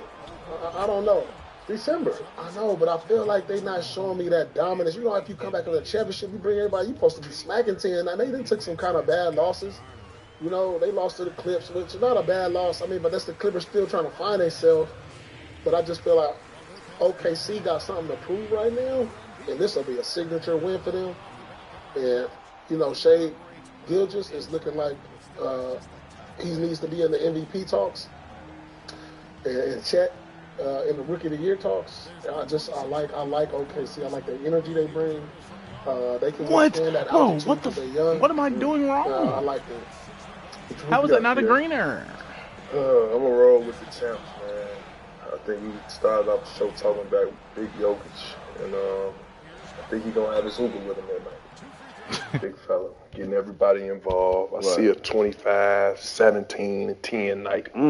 Getting them over the Definitely hump. nobody can stop them. I like the Nuggets at home, man. I think that the teams that when you go into Denver and you beat them, I think you're one of the more polished, older teams. I don't think I love OKC. I just don't. I don't know if I don't know if they travel well. I don't know if I see them at home. They're another type of team at home, but on the road, I don't know if they always travel. So I'm going with I'm gonna go with the Nuggets at home. Even though I'm a huge fan of OKC and the young boys. Denver 9-1 at home, one of the best teams at home this year. So I'm trying to tell you, got to go in there. Ouch. Sunday. Magic going into Boston to face the Celtics. Magic going into Celtics. Celtics undefeated at home. Yeah, they showing home dominance. I got Celtics on this one. I mean, I know Orlando's had their number, but I think they're going to take this one personal. I think this is going to be a blowout. I think Celtics going to put them on their knee and show them like, hey, yeah. I think this is going to be at least a 15. Get on in there. Do your homework. I think this is going to be a 15-point win. I'm taking Celtics. Well, you think they got to smack them on it? They got to. They got to send a message. They got to send a message. At home. Sure. Yeah, home undefeated. Boston got to send two messages. One to Minnesota and one to Orlando. Because they both young teams that's feeling themselves. They got confidence. And I ain't like how Boston looked against either one of them teams. The way it looked. You feel me? Right. Ant looked like he was the alpha out of all the young boys when they played up in Minnesota. Yeah, talking. Paolo looked like, you know what I'm saying? Paolo had his check, you know what I'm saying? Cole Anthony, it was bopping, bro. Right. Wagner's. This going to be a good game, bro. This going to be a good game. Who you got, T.A.? And Porzingis back, right? Porzingis, yeah? Porzingis Porzingis is back. is back. And I just have to mention, this is a home and home. They play them on Friday and then also on Sunday. So I don't know if that changes anything for you guys, but just have to bring that up. It's about time for the Celtics to start getting rolling anyway, man. Now, they look good, though. Caesar good. Right now, Caesar's best team in the league to me. At home, they're a whole nother beast. I'm talking about on both sides of the ball. And then, you know what's crazy? You don't know where it's going. Man, you know Jason coming, right? Man, Porzingis might be 9 for 9. You know what I'm saying? Derek D. White and Derek White, man, listen. Man, the C's just an automatic right now, bro. Straight up, they look like they're in steamroll. And at home, it's another level. Y'all got the C's at home. Man, that's the picks of the weeks, man. Y'all know what it is, man.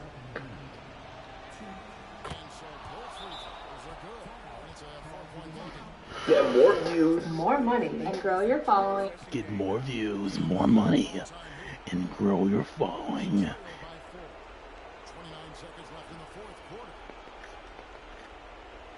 Did I not watch all this?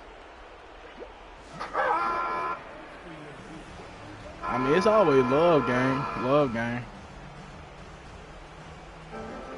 Expedia members save on travel.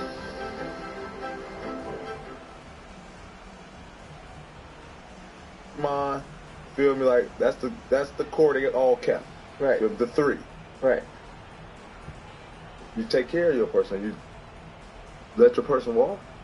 I understand the business part of it.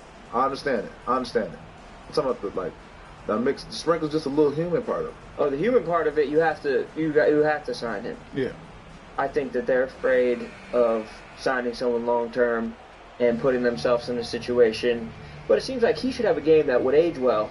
Spot up shooter, great. He's been playing well. Like people be wanting, him to come out and squeeze 40 all year long, feel me, high 50s all year long. Like he had and he's been playing better of late too.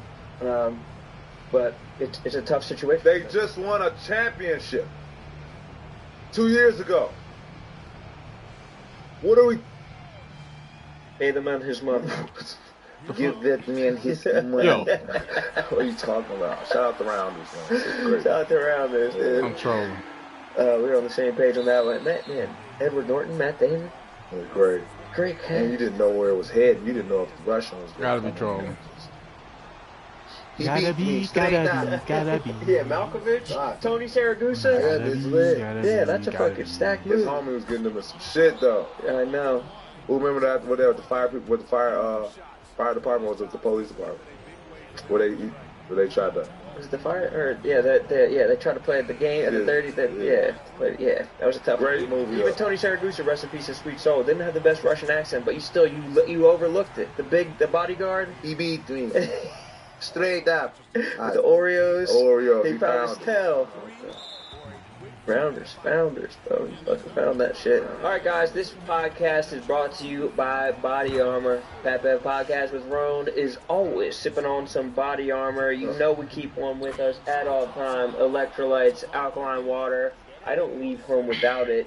It's so good. There's something about Body Armor. It just tastes a little bit colder, I'm done with mine. A little bit cleaner, a little bit crisper, and a little bit more refreshing than any other water you can get on the market. I don't know what it is that's going into it, but I know that I drink it anytime I want to get hydrated.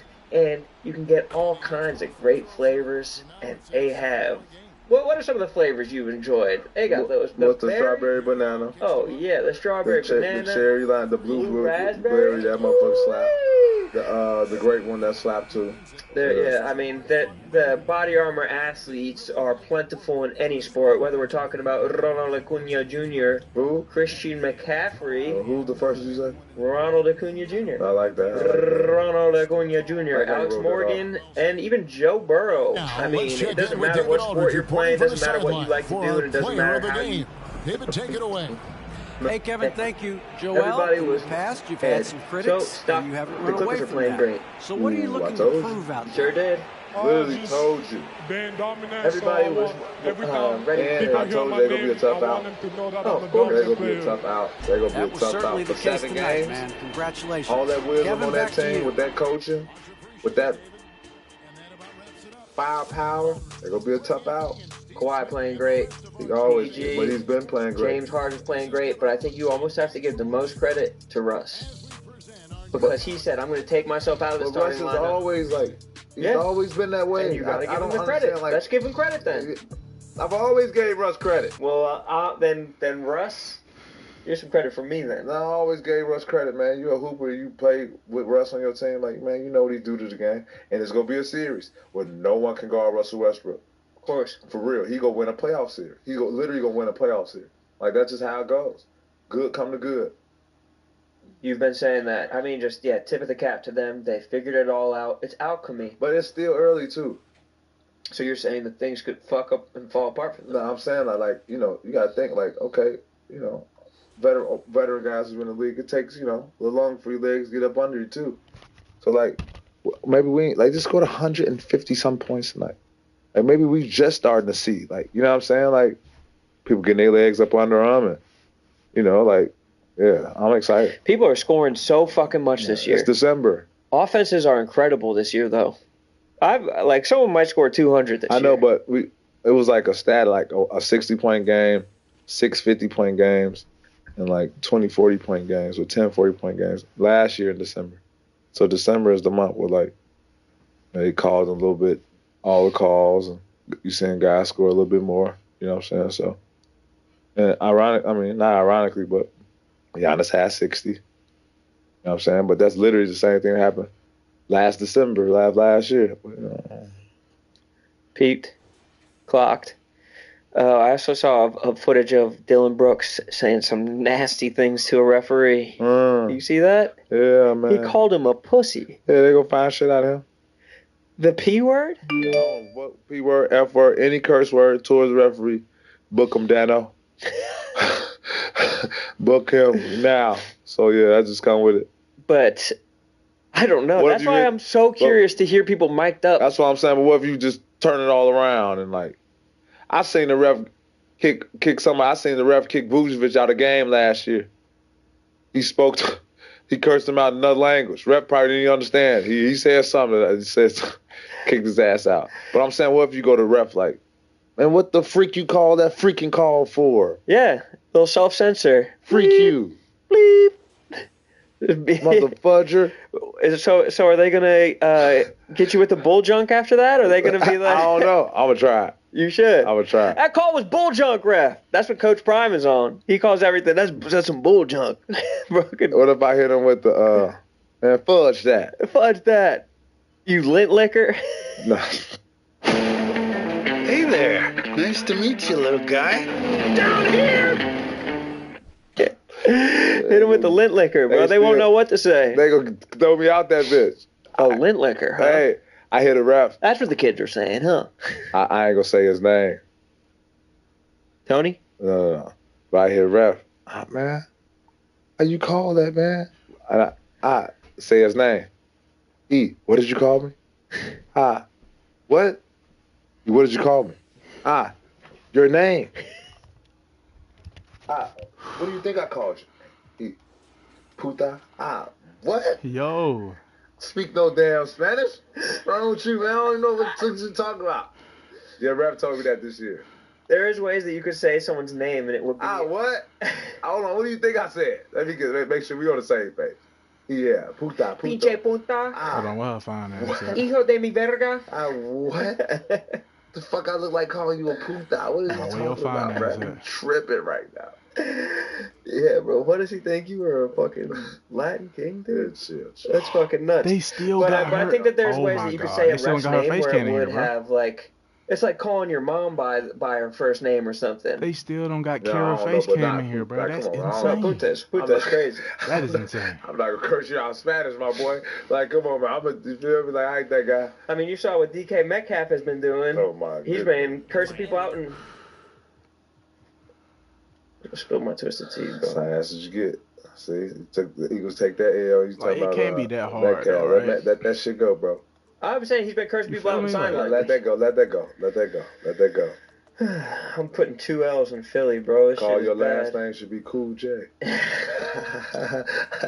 Ladies love me. I'm on my Cool J. Yeah, okay, all right. But yeah, shit has been bad. But there's a story that's been going around the NFL Twitter today. What this is it? Old player Rashard Mendenhall was like, man. Don't ask me football questions because I'm not. It's not a football question. So basically, what he said was, "I'm tired of these fucking white guys talking about football. We need to have a white versus black Pro Bowl." And so everybody's going through the white players that would be on the all-white team against the black players that would be on the all-black team. And if people are sensitive about shit, fucking sit this one out. But this is a good, fun one to be able to talk about because I'm curious how it would go. I don't know no football. In the NBA. Oh. So belt ass. Belt ass, man. Hear me out. I heard you. Belt let me just tell you the roster then. Don't matter. I know it doesn't matter, but let me just say the roster. All right, what's the roster? So people can argue. Point guard, Luka. No. 2, Chet. 3, Laurie. 4, Sabonis. 5, Joker. Okay. Great team. No. Coming off the bench, Hero, Sengun, AR, Gordon Hayward, Porzingis. Great fucking team. Great team. Belt ass. Great team. Versus everybody else. Hey. All right. Say the roster. Say what it would be. Close your eyes and pick 10 of the best black motherfuckers. Say it. Who started at 5? Embiid. Okay. LeBron. Okay. KD. Steph, and Tatum. You could go. I mean, Halliburton. I mean, you can go anywhere. You can go so many different Kawhi, stupid ways. I mean, what you mean? Like you can go in. The bench is wild. Like our bench gets thin fast. Listen, the bench, the colored bench, wow. You can't say that. Okay, African American. You can't say that. African American bench. Cut that. Make sure we cut that. No. You gotta keep it because I gotta get my one. You can't say that. No. I gotta get my one. You can't say that. And the African American bench. Caruso, Wagner. Man, the bench. You got killers on the bench. James Harden is on the bench. Russ is on the bench. Like, we got some hitters on the bench. Hitters? With the ER? Yo. That's crazy. No, it don't stand a chance. Yeah, it doesn't stand a chance. It's probably a 30-point loss. Respectfully, though. Respectfully, because there's an MVP, you know what I mean? And probably rookie. Tyrese Maxey's shot is just could win terrible, an MVP bro. sometime soon. Yeah, but some great players on this. That's a good. The first quarter and a half would be a great game though. Why? Because it's starters were just. The other side would be having that ball moving. Our team's gonna pass, but you guys are going off backboard. Yeah, but then when athleticism and strength kicks in around second quarter. You're saying Chet's not strong enough? No, I'm just saying it's a lot of strong motherfuckers over there. Yeah, we got an all-time bad body team. Embiid, Bron, KD. Yeah, that could be built to Steph. Yeah, Jaylen Brown. Who chasing Steph off screens? Caruso. So he started. No. So who chasing Steph off screens? Chet is. So switching everything. So that means whoever was guarding Steph. We're zoning. Whoever's guarding Steph is now zoning. Embiid. You're zoning. Yeah, but that's because everybody on our team is 6'8" and above. There's no argument where I'm winning this game, dude. Okay. It's belt to ass. Belt to ass. It's absolute belt to ass. Absolute but it's a fun mental exercise. That's fun. That's fun. That's different too. Well, wait till we talk about hockey. No. Fuck that. No. Fuck that. Absolute belt to ass. I only think it's a team. Hey, but look. PK Subban. Go all time. Bird. John Stockton. Pistol Pete. Y'all don't got no defenders, bro. Y'all all offensive players. Come on, bro. I mean, John Havlicek is he can, if you put his shit up, numbers, points, championships, MVP, you put his shit up, his shit close to Mike's. I don't even think people know. Havlicek's nice. For real, bro. George Mikan, bro. Put respect on my boy's name. Larry. But no, we're still getting watched. Who we got? Mike, Wilt, Shaq, Kareem, Oscar. Oh my goodness! I'm trying to see how the bench looks for that. From out here, all time. Hey. And beat off the bench. That's God. Wild. Yeah, I mean, Embiid is. I think he make the team. KD off the bench. Yeah, nah. KD. Would he start? Well, here's more interesting. Who's the point guard? Steph. Who's the 2 guard? Cole. Not Jordan. I mean, I'm putting Jordan 3. Whatever you do, Bron at point. Do it for less at Harbor Freight. Steph at the 2. It really don't matter, bro. You know what I'm saying? It's gonna be a long day for the white delegation. I put Cole 2, Steph 1, Mike at the 3. LeBron at the 4, and then Shaq at the 5. That's what I'm saying. Or Wilt at the 5. I'm saying you got Kareem, Wilt, or Bill Russell at the 5. I mean, you got 5. Like you got 5-5. Damn, bro. Oh God. That's what I'm saying. Let's do baseball then. Magic off the bench. Magic. Oscar bench. Off the bench. Scotty off the bench. KD. Damn, James, Russ, Kawhi, that might be 9th, 10th man. The bench is gonna wrap around the block like you're going to a One Direction show, dude. It's fucking gonna be ass. Yeah. And we didn't mention like Chris Paul, like we ain't, Tim Duncan, like we ain't even mentioned like. Oh well, we didn't mention Dirk. Damn. Right. True. Damn. Ooh. Here we go. Ooh, well, we tried. Where's D Wade? Is he like? Yeah, D Wade. D Wade's fucking. Who's your coach? We got you there, brother. Phil. Some would say he was a black man.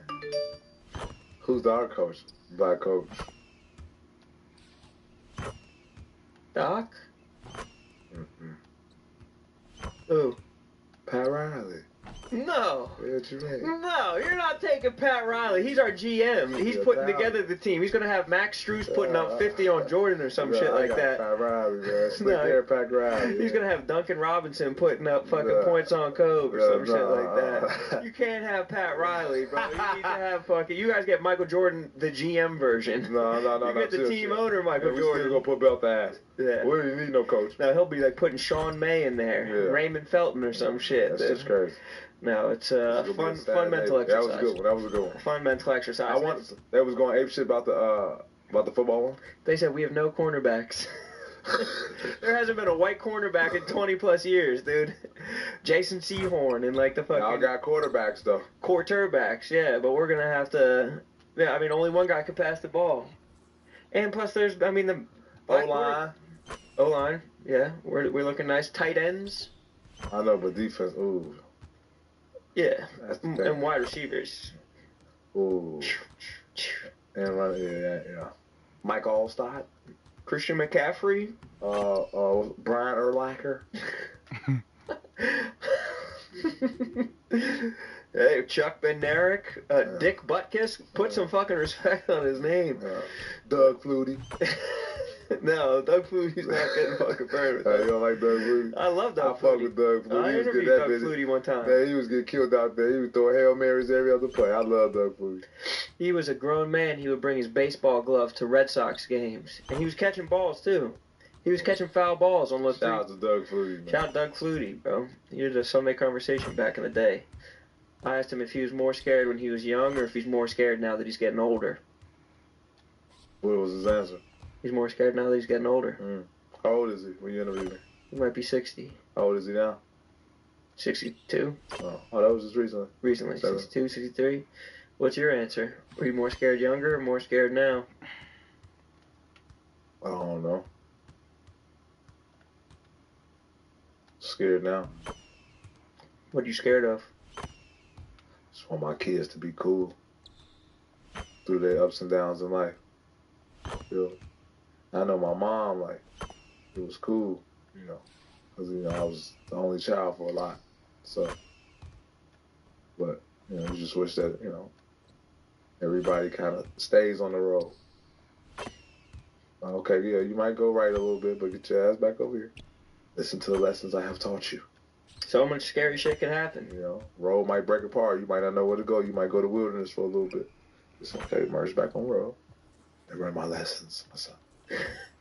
So I hope I did a good job of giving them lessons and, you know, gave them good armor. Because, right, that's what, as parents, you'll see when you have your kid. As parents, that's what we do. We can't protect kid, but we can give kid big blanket when they get cold. We can give kid good armor for life.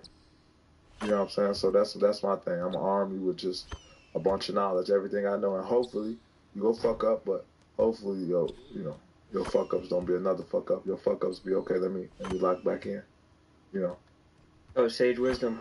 Hey, Pat. No. Think fast. How fast I'm thinking. Yep. There's Twisted Teas coming your way. Oh, that's a light version. The light version. I mean, they have party packs. They have one that's literally flavored like the firecracker flavor you heard that? Get from the ice cream truck. They have every single flavor available. These don't even taste like alcohol in it. It's so smooth because it's brewed with real tea. I mean, that's pretty much their secret right there. It is the original. 110 calories. I mean, it's you burn that much just by lifting can to mouth. It's very simple. You're gonna enjoy that every single time you crack one open. If it's the tall boy, if it's the 12 ounce, if you're getting it in a bottle or pouring it over ice, a Twisted Tea is gonna be your companion for a good time. springtime, summertime, wintertime, fall time. It's always time for a nice, delicious, twisted tea. Brewed with a kick that's 5% alcohol. And well, it's for me, but 5% alcohol, and I'll tell you that much. The light one. Well, that's the light one. They did that thing on Exactly. animation. That's crazy. We always keep it light over here at the Pat Pod with Rome, but Twisted Tea will fuel fun and celebrate day drinking, but night drinking, afternoon drinking, morning drinking on the holidays. I don't know. It's your world, and Twisted Tea is going to take you where you want to go. Grab a refreshing Twisted Tea today. All right, Pat, let's take a second and talk about straight talk. Whoa. Not up, not down. No, straight talk. No, not side to side. No, I'm talking about straight talk. What about diagonal? No, it's not diagonal talk, Pat. It's straight talk. Oh. Straight talk. 4 lines. Wireless, $25 a quarter each line. Exactly. I mean, they're making plans that your entire family can hop on, enjoy. Especially for the holidays, too. Oh, my gosh. Call Mom back in Oklahoma. You said not up and down talk? No, I'm talking about straight talk. Oh, got it. Call your brother in Okinawa. Call your sister in Poughkeepsie. It doesn't matter. You'll be able to enjoy it wherever you are, and you can get a free Walmart Plus subscription with some of the plans from Straight Talk. It's pretty sweet. So that means it's going to be coming with free delivery from Walmart stores, free shipping with no order minimum, Paramount Plus membership, and member prices on fuel. Just an unbelievably great deal. Even your dog's going to want to be talking to you on the phone with Straight Talk. You might have to give her a line. You might have, but with lines that cheap, you can afford to. Straight Talk Wireless is available at Walmart and Walmart.com. Let's get back to the show. First off, let me reiterate. You love the game. It's in your soul. Nothing is more real. Buy the merch. Hey, for real. Don't but play y'all yourself. gotta tell us which one. If y'all had a choice between which one y'all would purchase, would it be the Love Gang? Would it be the Love Gang? Or the Subscribe? The Subscribe. Love Gang. Sixers. Or the real ones, the For classic sure, Love ones. Gang. And that's already. Every time I go to that site, it's sold out though. They said that's a glitch in the Matrix. For real, we gotta get. So yeah, y'all go buy some more of those hoodies. Christmas is coming up, and we're doing something real special after a home game. You know, we're gonna have some people, wear the hoodies to the game, and after the game, we'll give y'all more details to that later. But yeah, merch is on fire right now. Merch is on fire. That's what I'm saying. If you had the gray one with the white heart, that looks so tough. You layer it out, you know what I mean? It's all, especially in the wintertime, it's all about the layers. Yeah, all about the love, too. It's all about the love. And it's like, if you're in California or wherever, global warming, you can wear the hoodie with the shorts and shit. It still looks good. Justin Bieber. Yeah, Justin Bieber. Love yourself. John Morant's going to be back. Ah, you remembered. I remembered. I had it circled on my calendar. Ja Day. Ja feel? I can't wait for Ja to be back. I feel like it's about time. I've enjoyed watching even like Desmond Bain. He's great. He's been playing really well in the absence. He's not just a shooter either. Yeah, but having Ja back will be transformative for their team. Yeah. People forget how great Ja is. Now people forget how good Tyus Jones was. Respect to Tyus Jones as well. Yeah. So like, yeah, you say what you want, do what you want, but like, you forget how good he was for them. Really good for them. What are you looking for out of Ja as he returns? Oh, I want to see him dunk on somebody. Not like keep a good head on his shoulders. I just want him to come out and just leave the strap at home. No, I just want to see him just be Ja. Go out there, be a fucking highlight reel. Win some games, like be a fucking highlight reel, bro. You know what I mean? I don't want him to come back and, obviously he's time back. He's going to take some time to get your legs under you. Like, I understand that too, but I hope that he beats all the odds. I hope that he go in that thing and he just be dominant and fucking walking highlight reel rest of the season. Yeah, that'll be great. Yeah, for sure. The NBA needs guys like Ja. Yeah, I said that. Timberwolves coming up against the Sixers. Can't wait to play them. They put belt to ass last time we played them. Belt to our ass. Yeah, they're playing great. They're number one seed in the West. Yeah. That's something I've been working on for years, though, right? And we talked about it. We've been talking about it. We've been giving them bouquets of flowers. Nothing that we didn't expect. Yeah, great coach. Great coach. Great talent. Like, it's expected. You've seen it, but you've seen the snowball effect. You see, you know, when I was there, you know, the Rudy Gobert trade, you know, they're trying to figure it out. And then one more year playing with each other, like, they were patient with this. So that's good, you know. A lot of organizations aren't patient. They were really patient with it. They looked at a long game. And now, overview of it, you look at the trade like, yeah, what the fudge round? And also, I mean, they zagged when the rest of the league was zigging and they went big. And now they're hard to, it's like, okay, Embiid on Gobert. Now, Cat's he presents a mismatch in some against a lot of teams. Yeah, it's going to be good. It's going to be good. I'm excited to compete with them next game. It's going to be fun. Ernie Johnson made the Broadcast Hall of Fame. Man, I'd love to have a career like that, guys. He is great. He's great. His voice is great. His demeanor is great. The way he, like, to have a guy like that in the middle of, like, you know, NBA greats, he holds his own. You know what I'm saying? They respect him. He's really good. You can tell he's not just invited to the cookout. He's working the grill. No. Ernie's the best. And, you know, I don't know if you watched the pod, but Ernie, congratulations on all your success. Like, true pioneer, bro. True, and he be swaggy. He earned it. True pioneer. Yeah, true pioneer, legend in the game. And then looking ahead, Christmas coming up. You guys are traveling to. Hey, what's the Christmas carol with It Made You Count?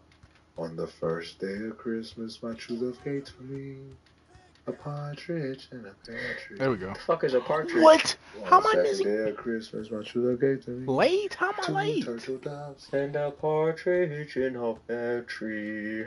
How am I late though? On the day of Christmas, my true love gave to me 3. Hold on. 5 golden rings. 4 calling birds, 3 French hens, 2 turtle doves, and a partridge in a pear tree. What about the 6th day? On the 6th day of Christmas, my true love gave to me 6 twisted tees, 5 body armors, 2 subscribe hoodies, 4 love gangs, and a partridge in a pear tree. I love it. Shout out to Barstool, man. Shout out to Barstool. Shout out to the real ones. Shout out to Dave. Shout out to Erica. Yeah, shout out to everybody that made the pod. Like, he's not seeing that, though. You know what I'm saying? He's just not seeing that. Shout out to Miss Lisa. She's a gangster. I fucking love that lady. She is? I seen her. Chill. She wants to come to the Sixers game. She keeps on being like, when's a good Sixers game for me to come to? I seen her at the Rough and Rowdy. I looked over. Damn. She's glued in the ring like this. Miss Lisa, you love this shit. She fucking love it. So she's the best. And she owed me push-ups too.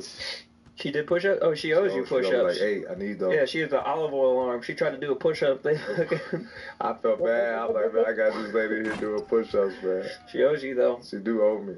The game is the game. Game is definitely the game. Any other shout-outs? Frank the Tank? Tommy Smokes did a protest today. He was like... Because I think Frank the Tank is acting now. I think I'm on to him. You could go to Grainger.com to find what you need to get the job done. Grainger, supplies and solutions for every industry. I heard he's a skinny guy and he just unzips his fucking suit every day. I'm like on to Frank the Tank.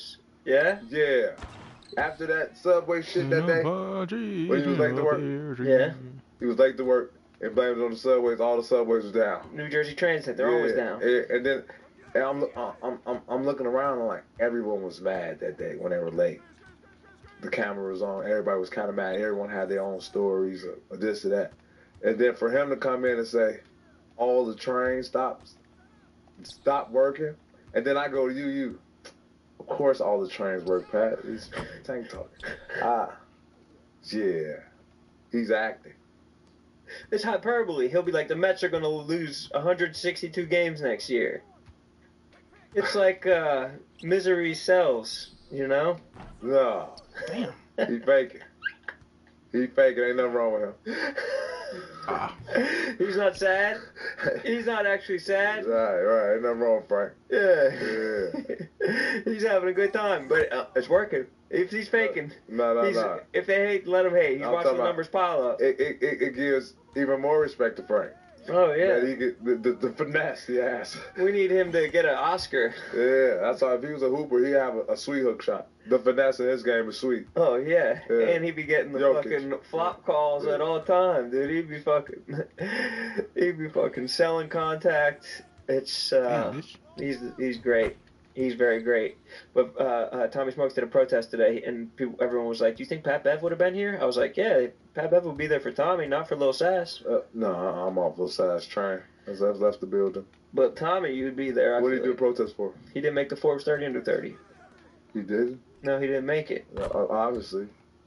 Well, he was campaigning all year for it. He made a song. He had a dating show. He fucking had $1 million business. Man, stop. But my thing is, right, I see those lists, and I'm like, that's cool, but like, I want to be the guy who be afraid to be on that list.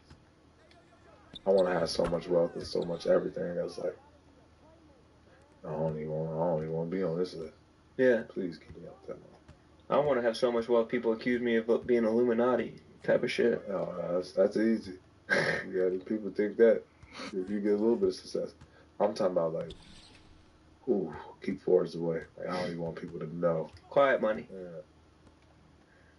The only list I care about is the nice list. Are you on a nice list this year? Of course, bro. Everybody knows that. And a partridge in a pear tree. Look at Frank the Tank. You rolling with this? You rolling with this? Be honest. Yeah, I'm rolling with that. Frank the Tank's been doing walks. Frank the Tank's down to 185 pounds. He's svelte. I saw his obliques popping out the other day. This man has a fucking six-pack. Love that. But good tidings to all. And to all, good night. This has been the Pat Bev Pod with Ron. And I hope everybody has a fantastic Christmas. We're doing an episode before Christmas, though, right? Oh, well then, fucking enjoy the remnants of your Hanukkah. And merch buying. Buy the merch for Christmas. Buy yourself a Christmas present. You guys have earned it. You guys have busted your ass. Hey, you know what? Fuck it. This is what I'm gonna do. We go do something for Christmas. We go give some people some merch. Okay, talk to me. I'm trying to figure out a way we can do it though. Show us a receipt that you bought the merch, and we'll give it to you. Ooh, I like that. Right. I like that. So buy the merch, and then you'll get it. Right. And we'll send you another one. Oh, I was just saying they get the one that they bought. No. You can't do that. Buy the merch. Let us know you bought the merch, and we send you more merch. There you go. Yeah. For a select number of people. Let's go. What? 7 or 6. No, my jersey's number 22. I was saying like 76ers. But 22 works too. Sorry, Mary. You're trying to get people least. Huh? I'm trying to get the people more. I'm trying to make money for the pod and the company, but I'm greedy. Maybe that won't help me be on the nice list. So let's give it to 76 people. Look, you ready for me to say? Let's just keep it at 20. You're being greedy. 22 is fine. 22. That was great. Love gang. Belt. Ass. Belt to ass. 22. Tell you, we're going to give 22 people 222s merch that they don't have. Yeah. Send us the receipt of what you bought, and then what you don't have, we'll throw something in there. Someone in this room stole my autographed basketball. Geico makes it easy to bundle coverage for your car and home. Yeah, even purchase sports memorabilia. But who stole it? I'm pretty sure it's true. Me? It's easy to Geico. Inside the NBA is presented by the Kia Telluride X-Pro. Kia is the official automotive partner of the NBA. Welcome back to Inside, y'all. NBA All-Star voting presented by AT&T is now open. Vote daily on the NBA app or at NBA or NBA.com/vote or something like that. All right, here we go. I keep forgetting I gotta take my hand off the Steph and Jason Tatum ready to go. The joint. Boston coming in with the best record in the East. And Boston, the only team from the East to beat Golden State in each of the last 8 seasons. Wow. How about that? To beat them when? To beat them during the season. Oh, really? To beat them at least once, 8 straight years. Wow. Only team in the East.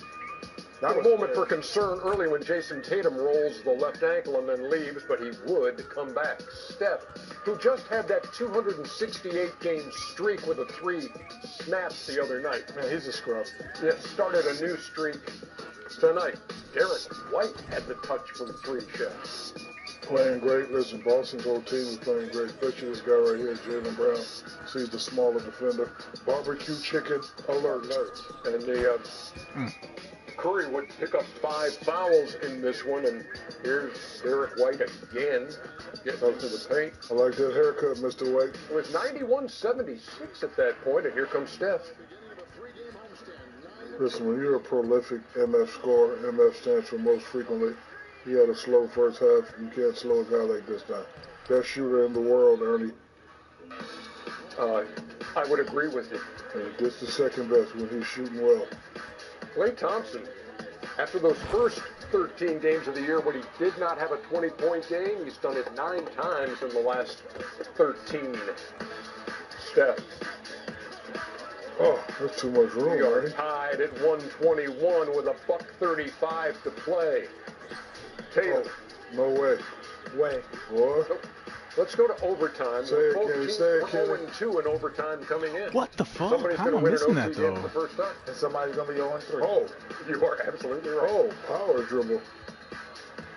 Golden State got the 4-point lead. Oh, good Game's pass. not over. Al Horford cans a 3. We got a 1-point game. That was a great. About 30 seconds to play. Oh, that's good right here. There it is. That's good, Ernie. 99.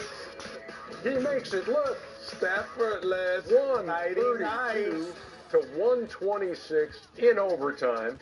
Warriors have won 3 in a row. The Boston Celtics have now lost 4 straight road games. They're 20-6 on the year, but they've lost 4 in a row away from TD Garden. And Steph goes for 33, his 12th game with at least 30. Let's hear from Steve Kerr.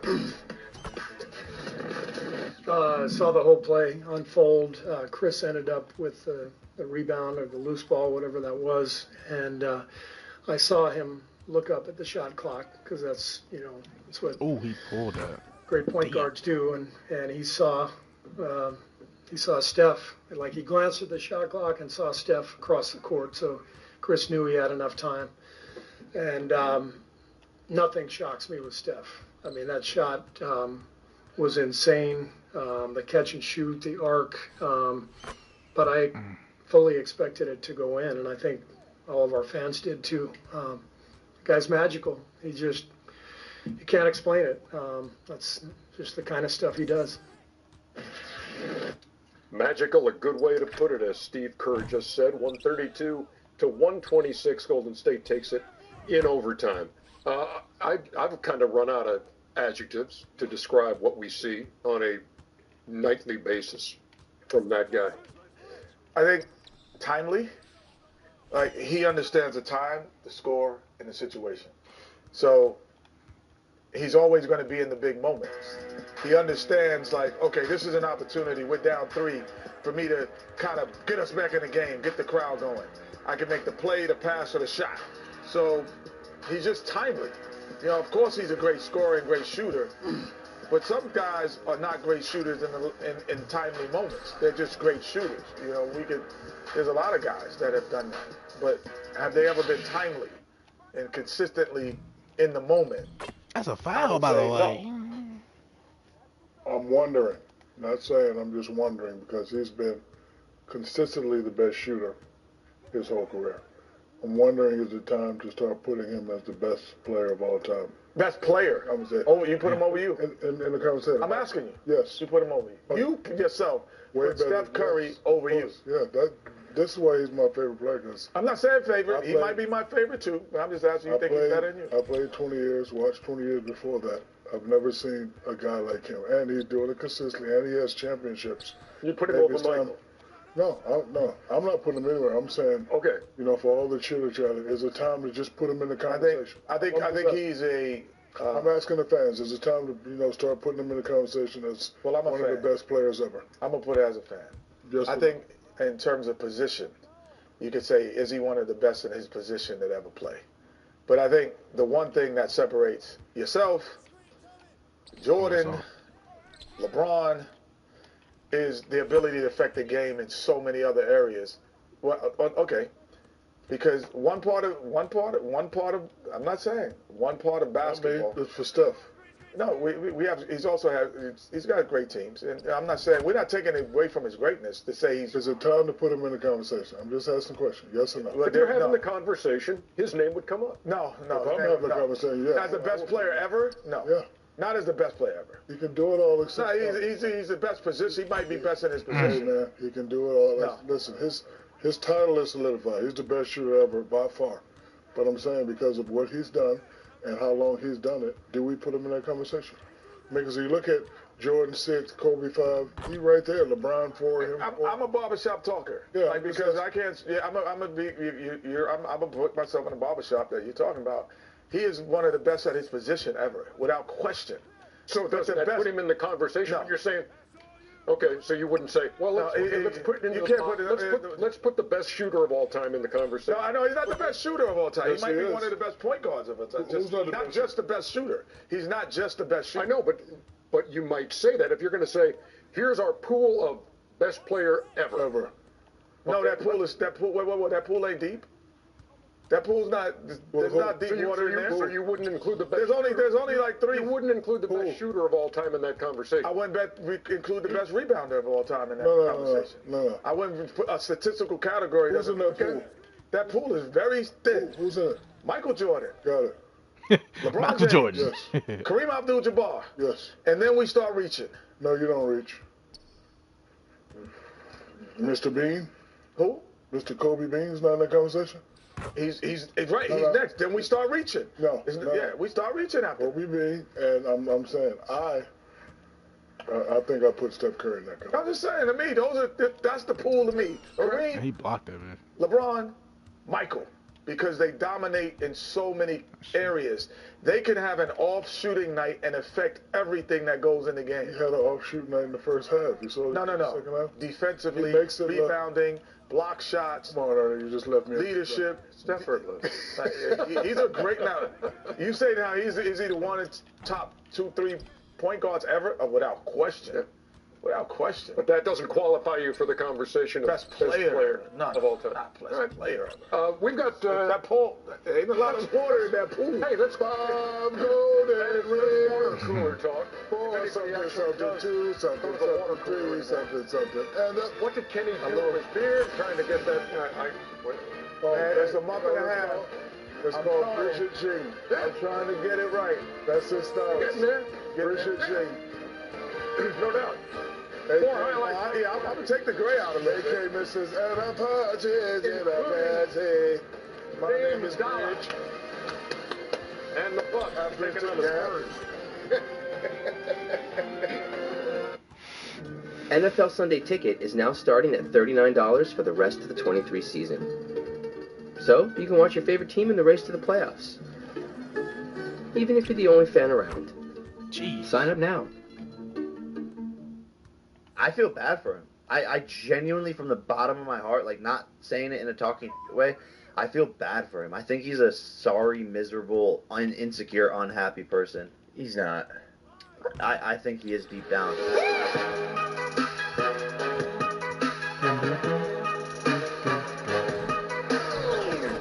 So wait, let me get this straight. So because your videographer David's not here, you promoted your girlfriend to videographer? She's on David duty. Yeah, basically. Just she has to hit a certain quota every day on taking Snapchats or we can't eat. It's not she can't eat, we can't eat. Just talking to the mic. You can wear the headphones. By the way, look at Caleb. What dog did y'all feed these two before you gave them to me? They're absolutely destroyed, mauled pair of headphones. Well, we can't even afford a new pair now with the current viewership. Yeah, we did get reamed. Yeah, but bro, we had a 13-year-old. Like, come on, we're putting her on. She's 13. You have to admit, bro. Podcast now, bro. Yeah, it is. We don't hang out as much anymore. That's part of it. I'm gonna just come straight out. I'm gonna come out of the closet right now on this podcast. All right. And what do you have to say about Mike coming out of the closet? Mike's really sad that you guys haven't been hanging out. Yo. Wow, she got serious. Thanks, babe. Get closer to the mic. It sounds really weird. I don't like the. Hey, babe. This is what she wakes up to every day. Hey, babe, time to get up. No, it sounds weird. I can't imagine waking up next to Mike and anything sounding worse than that. It's pretty great. Oh. Dude, how does he contest that? That's good. It's good waking up next to you, too, Yo, get your stupid cinematographic camera out of here, Kevin. It is true, because from the two shot, it's just right in the middle. It's probably blocking a little bit. We appreciate you, though, Kev. But also, Viva Mexico. Viva Las Chivas. Biggest piñata in the world. Guinness Book World Record. 2 records one day we broke with that giant piñata. That cost $1 million. That prime piñata cost $1 million. And what do we do with it now? Nothing, bro. Nothing. Did it break? Yeah, we opened it from the bottom. What came out of it? You should have gotten a bulldozer to hit it and break it like an actual. Yeah. It's metal. It's like it took like 6 months to build. It was a serious toys project. came out of it? So for a piñata to be considered an actual piñata, you need toys, candy, and toys and candy. Kev, is that toys? Like, what kind of toys came out of it? We had bouncy balls. You know who would have liked that? We spent $60,000 on inflatable balls, dude. Oh my god. That's what I use testosterone for, to get these inflatable balls. Nice. So wait, you're sad we aren't friends anymore? Yeah, I mean, I called manager Jeff about it the other day. I'm gonna be up front, bro. You don't talk. We don't talk anymore. It's like you. And honestly, you call him pal. Oh, you're gonna really start diving in. This was a big topic on the last Jeff FM. I could read some of your recent texts and be like, yo, bro, what's the plan tonight? Blah, blah, so on and so forth. Can't wait to see you. Not sure, boss.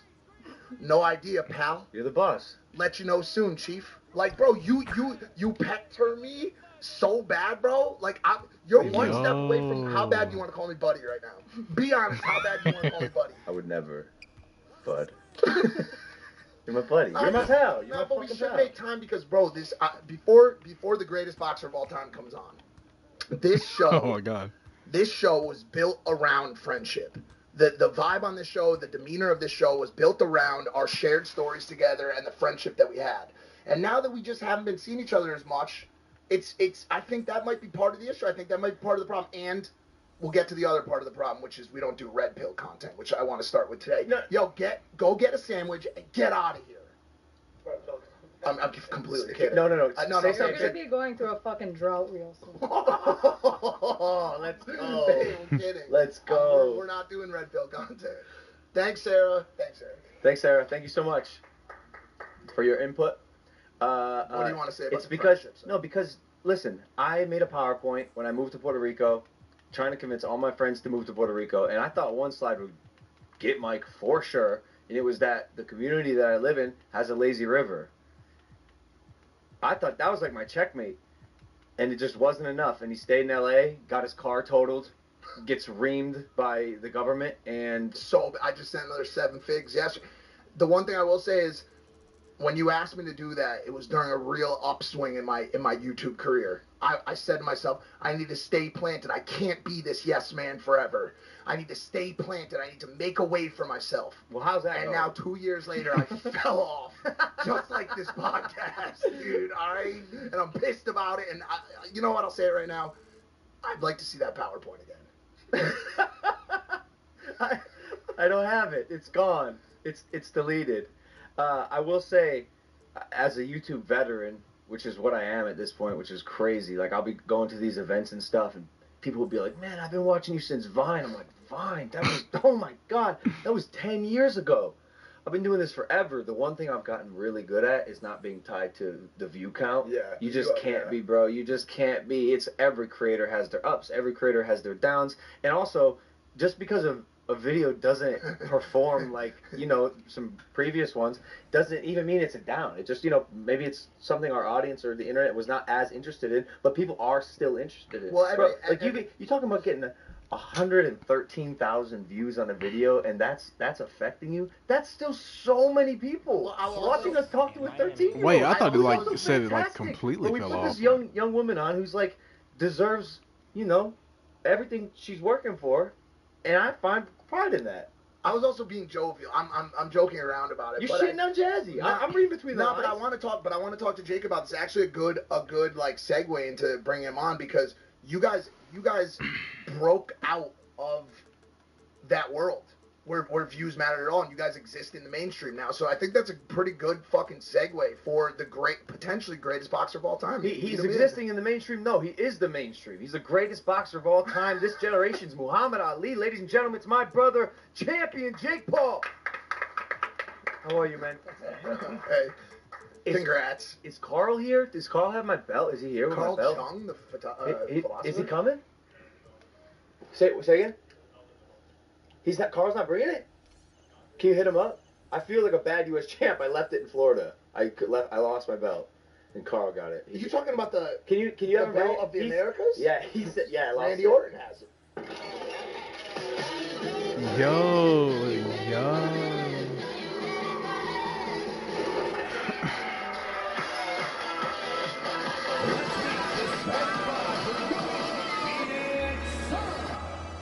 Does he? He took it for he stole it from you.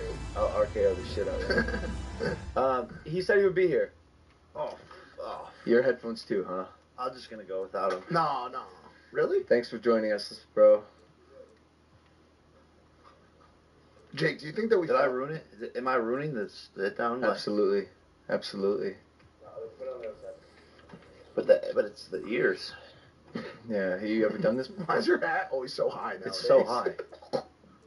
The highest hat ever. Because I have a big head. It's like a top hat. High hat. And you don't got the 2 chains on today. I guess that somebody got to you with that little response to that picture. What chains? Man by the name of Rampage said that's not your thing, buddy. Do you know what you're talking about? No. I don't either. You know Rampage, the brawler? Rampage Jackson? Yeah.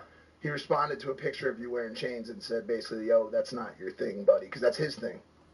Ah, got it. Those 2 giant chains that you're wearing. Is that his thing? Yeah, I think they... No, I wasn't alive in the 1800s. Damn. It's gonna rampage your ass. Would you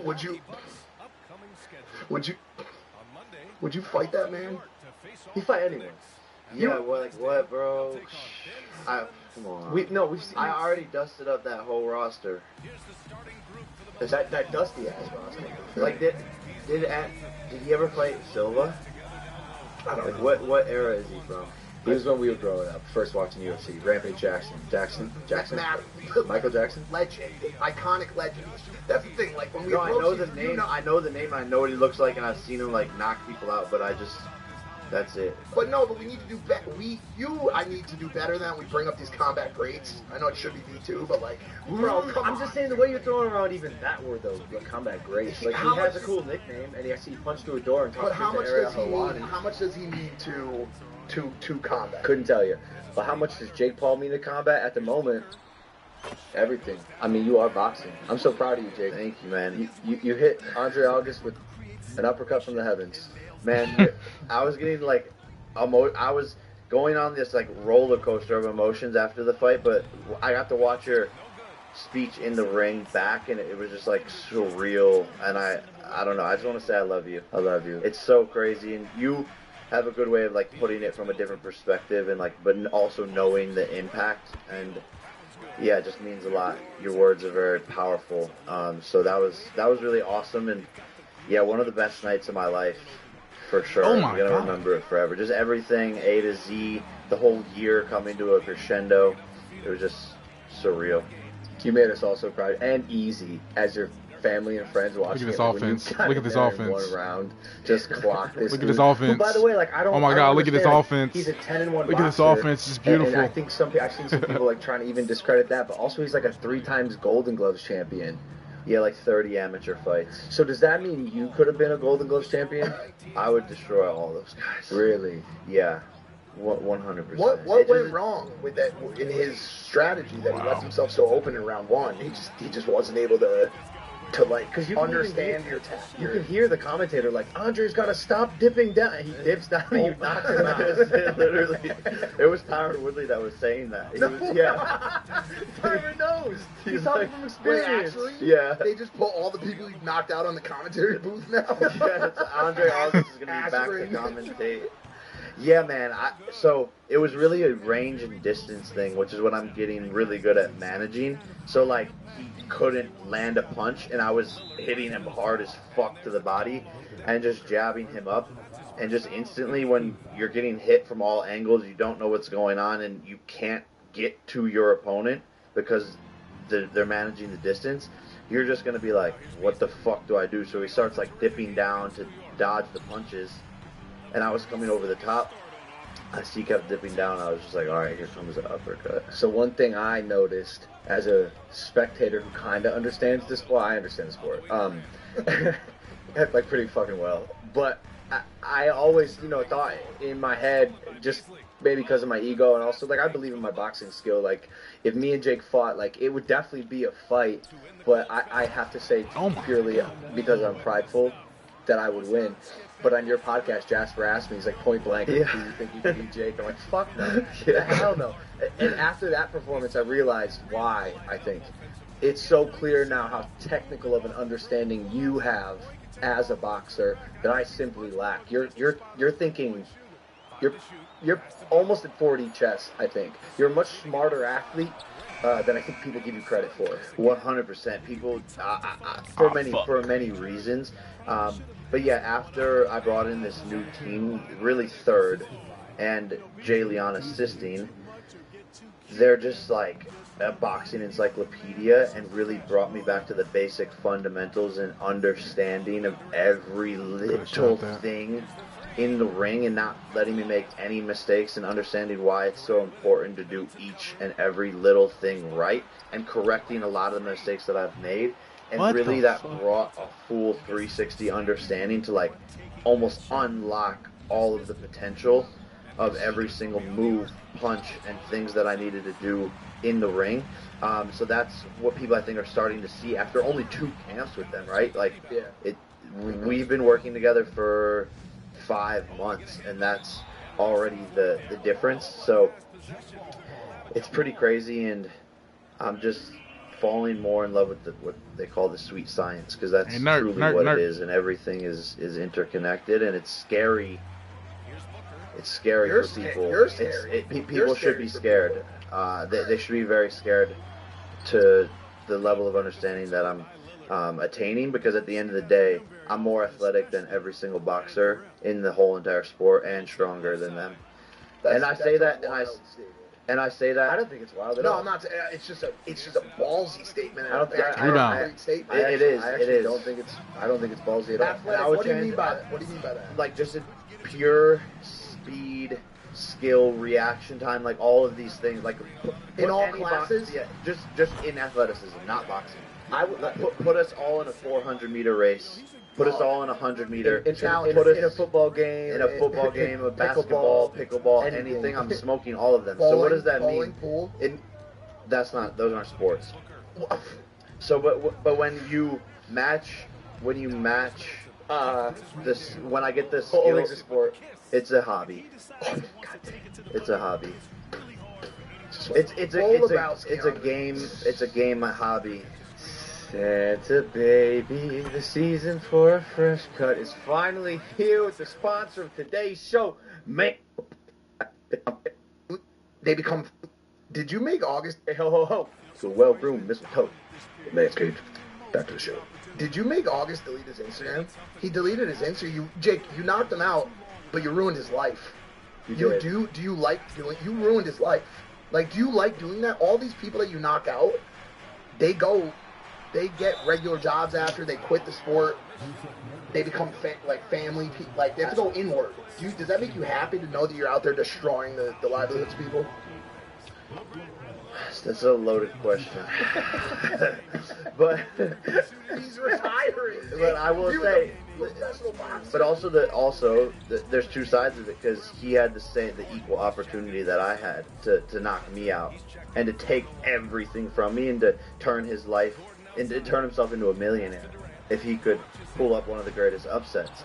So, and he's more experienced than me, so he should win. Like, I don't feel bad. You have more amateur fights than me. Like, what, are you not training as hard? What did you do wrong? Are you not focused? These are things that he has to look at. Enjoy the holidays with Monopoly Go. However, I don't enjoy that. I don't want these people to be miserable after. However, you can die in there. And my family's watching. All of these things are going on. I could be the embarrassed one at the end of the night. So I don't give a fuck. If you're a grown-ass man and you have been doing this your whole life and you sign up for it, you know what the consequences are. And at the end of the day, I don't want him to be sad or fucked up or mentally, distraught or go through anything or create any mental health issues. And I genuinely mean that. I don't wish that upon anybody. But you sign up for consequences and also the reward. I met and got seated next to Vivek Ramaswamy, the presidential candidate who's been going viral on social media. And I know you guys have made content in the past, but he had never been to a boxing fight before. Yeah. And I had to explain to him how real this was. So he was talking to me, and he's seeing you get your hands wrapped.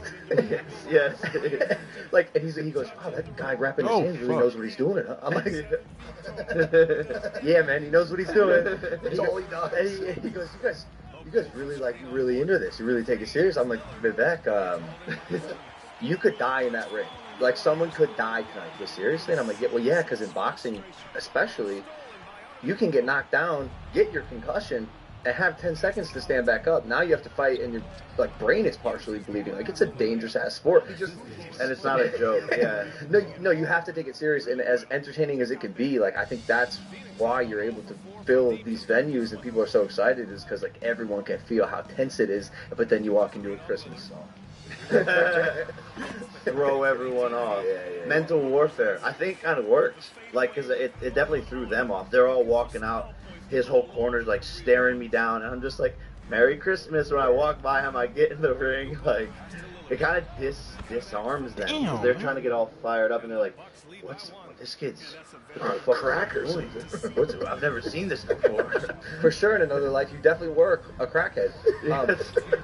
You have. I'm not shooting that, bro. You look like you could be. Good one. Yeah. Are you starting to bring? Hey, thanks, man. Are you starting to bring some of that turning some of that confidence into fun in the ring and feeling like you can go in there and have a little bit more of a good time? We've talked to fighters in the past on the show who say, I'm just going to go out there and have a good time. Are you starting to feel that confident, or are you still in war mode besides the Christmas song?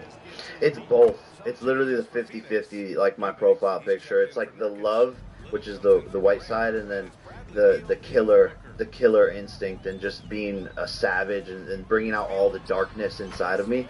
So that's really what it is, but I perform the best when I'm just having fun, loose, yeah. Messing around, joking, talking some shit, dancing to Christmas songs, and not taking it all too seriously, but still being able to go to those dark places if need be to fight through any adversity. And that's the number one thing my coaches say before I walk out is just remember to have fun. And I think that's why my worst fight was Tommy Fury, because I just wasn't having any fun. The camp was miserable. I was just so many things, right? So that's when the fun gets sucked out of anything in life. It sucks. It's almost why are you even doing it? It's the funnest thing I saw content-wise, or one of the funner things this past week was that KSI Speed fight, dude, that was planned at the exact same time as your card. Did that happen? Yeah. They actually did it? Yeah. Yeah. At the exact same time as your card. Do you think that was pure coincidence? Absolutely not. KSI did that on purpose. What the fuck? Obviously not. He also wasn't super impressed with your knockout. Of course, yeah. He does everything he can to discredit me. Of course. Sorry, dude. Because we need clips. Stop. Of course. We need clips. Stop. Talk. Wait a second. Okay. Did he say that? Yeah, there was a clip of him talking after the fight. I could pull it up and get this out. Bro, you can't. you can't not be impressed. Like, come on. Let me find it. Yeah, like what more could I have possibly done? What? But that's why he's losing fans, though. No. He is. No, like, genuinely, he's losing fans. Like, people are like, bro, like... No, he can't be, bro. He is. Well, what then? Who's gonna buy Prime? Bro, you're the one that carried it. Just kidding. You're the one that carried it the whole way anyways. No, you can't say something like that. That's not true. That's Jake. That's not true. Regardless. Obviously, all right. If you have millions of fans and you lose, like, if you're starting to lose some, like, there's still millions of fans. But people are like, yo, this is like inauthentic anymore. You're just trying to like take away from this kid, and like, you're just clearly saying this shit, and you're 30 years old and acting like this with your ego and making everything about discrediting this person. It's like, all right, dude. You know, grow up. I feel bad for him. I genuinely, from the bottom of my heart, like, not saying it in a talking shit way, I feel bad for him. I think he's a sorry, miserable, insecure, unhappy person. He's not. I think he is deep down. And you know better than everyone, bro, that anyone can put on a facade and go about their lives and be in a terrible spot and a terrible position. And just like you were pushing through the Japan moments, but still were podcasting and vlogging, but deep down you were hurting and struggling super bad, bro. And so he could be as happy and joyful and be around you and for 2 or 3 days when you guys hang out for commercials, but he might go back to his thing. And I'm pretty sure, bro, he's just like, to be that insecure and miserable at 30 years old to try and do these things, like... Can I play this real quick? It's sad. It's genuinely sad. Can I just play this clip just so I don't get out of context here? No. Like, we all know that Jake just looks for super easy fights, and he fought a cab driver this time. So, yeah, it is what it is. I don't really care about him. I didn't even know he was fine. I didn't even know he was fine at the same time as me. Cap. Yeah, my show. It's such a lie. He's just a fucking liar. And people in this day and age respect authenticity more than anything. And we all know that it's complete bullshit. A cab driver who's been doing it his whole entire life, 3 times Golden Gloves champion, and it's just like, does he drive a cab though? Is that true? Is any of that true? No. That's actually. He might have to. If there's no truth. Josh Cole is the king of that fucking Euro stuff. That's a ridiculous thing. That's like it's a thing in boxing that people say about fighters. That's like a thing. Like a bag of milk. Like that. So I'm gonna be completely honest with you. I don't care about influencer boxing anymore. I am only invested in your rise. I personally believe that influencer boxing has seen its day. I don't care anymore. I don't care about any of the fights. This is just me personally. I'm sure there are some people out there who do. Your ability to break out and to now try to... Oh my God. I thought I went back for it.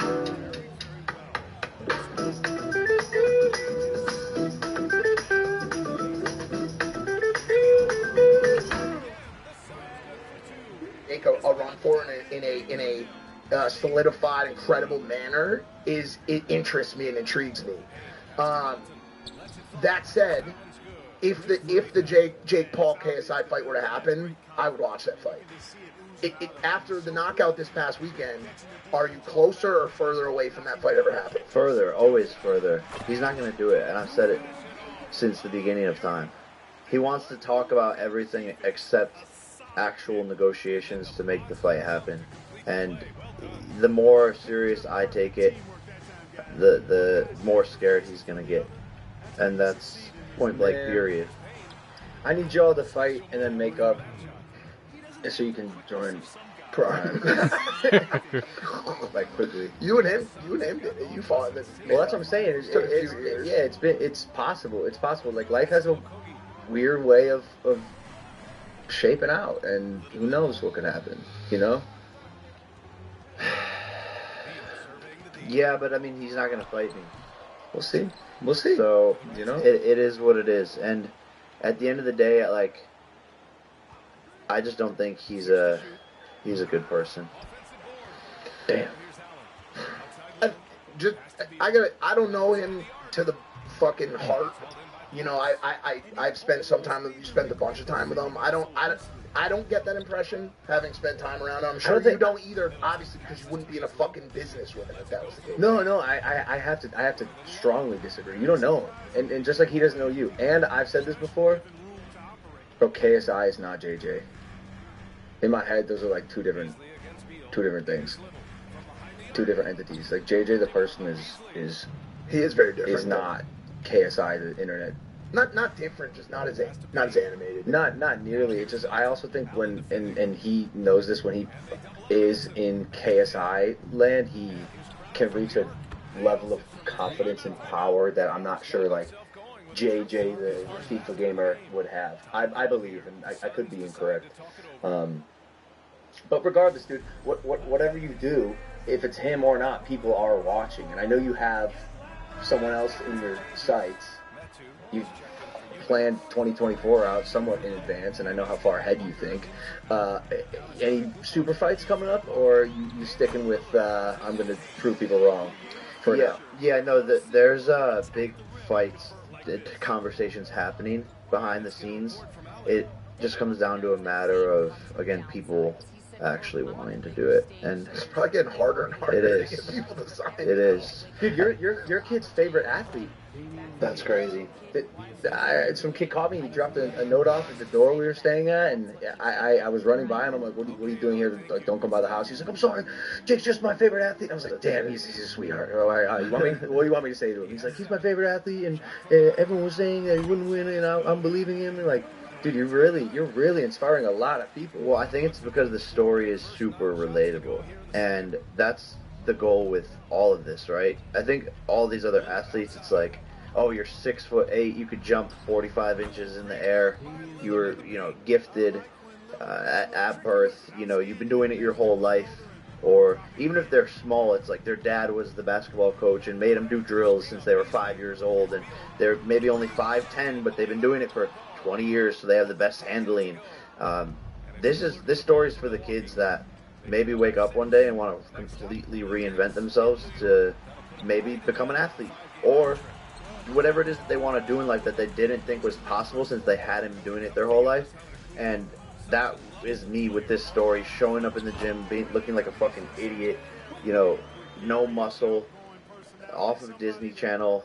This kid's never gonna do anything in this sport. He'll never become anything, blah, blah, blah, to 3 years and 9 months later being at the pinnacle and top of the sport and rising in skill level on a day-to-day basis to become world champion. And I think that is more powerful than any other sports story that I've seen, because they're just not relatable. It's like, okay, cool, yeah, I'm watching this, but like, you're still 300 pounds and 6'9", and your thing, this, I think it finally worked. I don't think there's really anybody left, any of those naysayers left now. I just don't think there can be. I don't think you can be watching from the outside as either an athlete, a boxing analyst, a commentator, and be willing to have to stick your foot in your mouth that hard on at least Jake Paul's a credible threat and a credible athlete narrative. So So what do you have to say to KSI then, who's still? No, I disagree. I disagree wholeheartedly.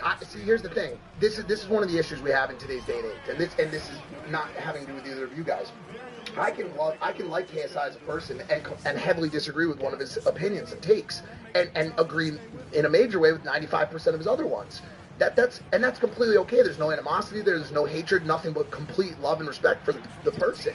But I can say that I think every time he says it now, you can see it by way of the comments. You can see it by way of the reactions of his peers, that his takes on you as a credible fighter and a credible threat are not. They're falsehoods now. So yeah, I would challenge him completely on those opinions. 100%. That's obvious at this point. I do wish people, from a more macro perspective, can kind of accept that you can like someone and disagree with what they have to 100%. Say, think, or do. There's a world where that's possible, but right now everything seems so divisive and polarizing. Like, it's not even as fun to make content anymore, just because of how much division people are like waiting for. We just talked about And- this and- at length yesterday. and hoping for it. It's the sad. world's favorite type of content. You guys both came up making fun, entertaining, loose content. I drew inspiration from you guys and started to do the same thing. There's a reason why a lot of that content's not working anymore. There's a reason why probably Casey and Roman and all these guys don't like making content anymore, because the world currently has a fervor and a hunger for political, genocide review, school violence, real divisive, or not always divisive, but just really heavy stuff.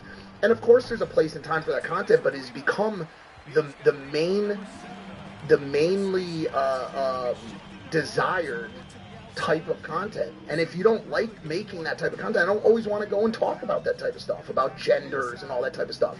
I think there's a place and time for it, but there's also used to be a much larger appetite for just simple entertainment. Welcome to Bigo.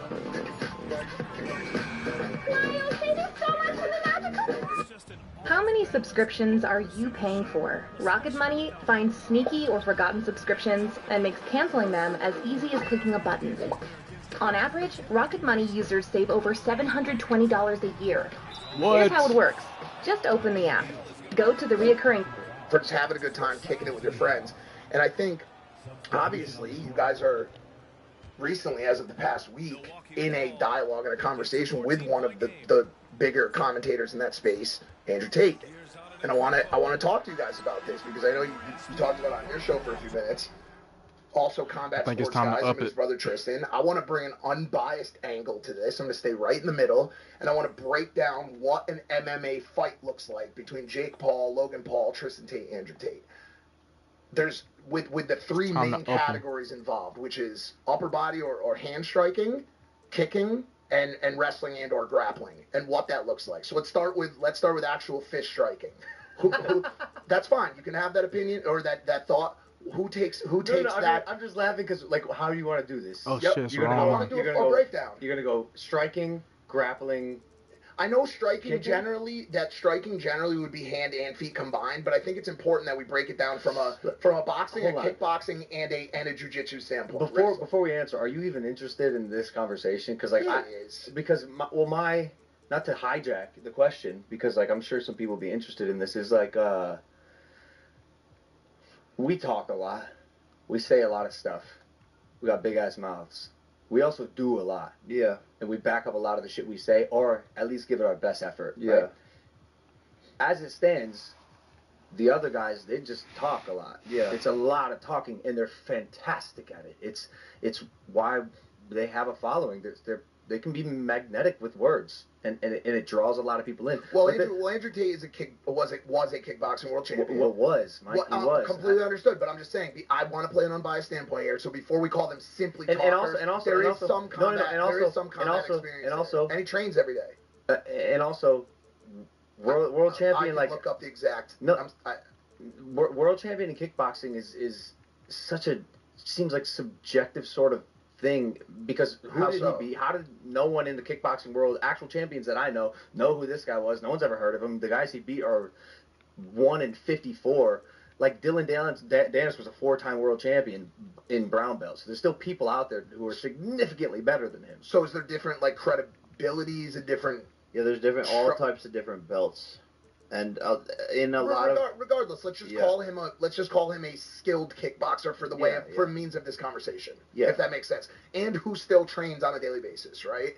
Yeah.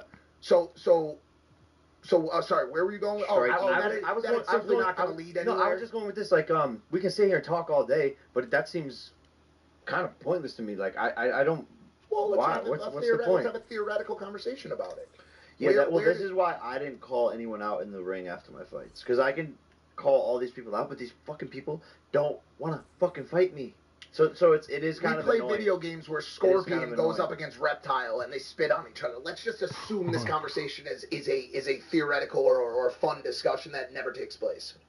Yeah, so striking, I mean, who's facing who, right? So is it tag team? Yeah, how does that work? How does that work? It would have to be a new format in MMA.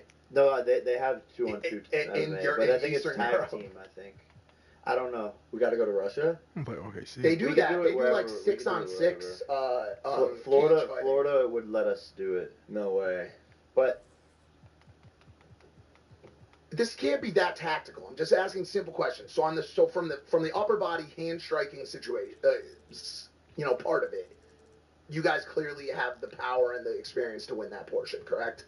Now, if it were boxing, absolutely. If it were kickboxing, he'd probably best us. Like if it was solely kickboxing, that's what I was gonna say. How would he not? It's a completely different. That's insane. I don't. Kickboxing? No, it's MMA. No. It's MMA. I think he's kind of clunky on his feet. His guarding great, and he's a reactive counter puncher. His chin is wide open in the air. He leans back a lot. You throw some big punches, you'll get caught. But wait, if it's MMA, I mean, dog. So you guys, the reason I'm asking is I'll just say it for you. You guys take fist striking, and you have a wrestling background. Wrestling better. He has a kickboxing background, and potentially maybe more MMA experience. He probably rolls around. He has MMA fights. Yeah. Correct. So that's where and really we're talking about Andrew here. Like Tristan's not really in this equation. Like the way they describe it would be. Yeah, but that's like the light work. Like we'll take that out real fast and then. By the way, without a question, for anyone doubting that, that's fucking insane. Like, are they bigger than you? Yeah. I think. Yeah. Are they really? Tristan's are they really 6'5"? Yeah. No, they're both 240. Tristan's like taller than Andrew, I think. He's like 6'2", and Andrew's like 6 foot.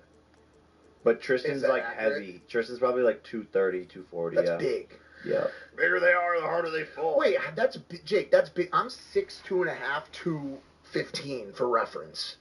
That's he and obviously muscle weighs more, but like that's a big boy. Who cares, Mike? No, I'm not saying it like that. I'm just talking. Well, then what are you saying? It's just a structural conversation, like an engineer or some sort of contractor. It's just interesting that he's that big of a guy. Okay, so. This is a silly combo. All right, so what? My dad could beat up your dad if this happened, but if this didn't happen and it was like this how it would happen. It's silly. Like that's why I think it's fun to have those kind of conversations, those theoretical conversations. But the conversation. The sound guy's laughing. He likes it. They solely be conversations for months, potentially years. Like we gave him an offer. Yeah, there's one thing to do. You can 10 mil for Andrew, 10 mil for Tristan, 10 mil for you, 10 mil for me, and.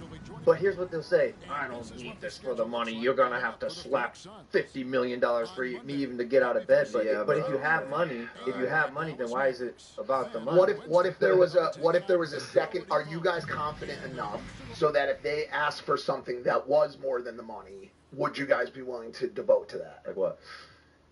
You guys have to pink slips. No. You guys have to start to support the Tate Academy. No, all right, not that. No, I was serious, but you wouldn't do that. But like, you guys have to delete your Instagrams. Fuck yeah, who gives a shit? Yeah, I'm not gonna lose, so. Anything. Your terms. That's your terms. Whatever. Like, it shouldn't be about the money. It should be solely for entertainment and to figure out, after all, who's really about it? NFL Sunday Ticket is now starting at $39 for the rest of the 23 season. So? And we're telling you, we'll do it.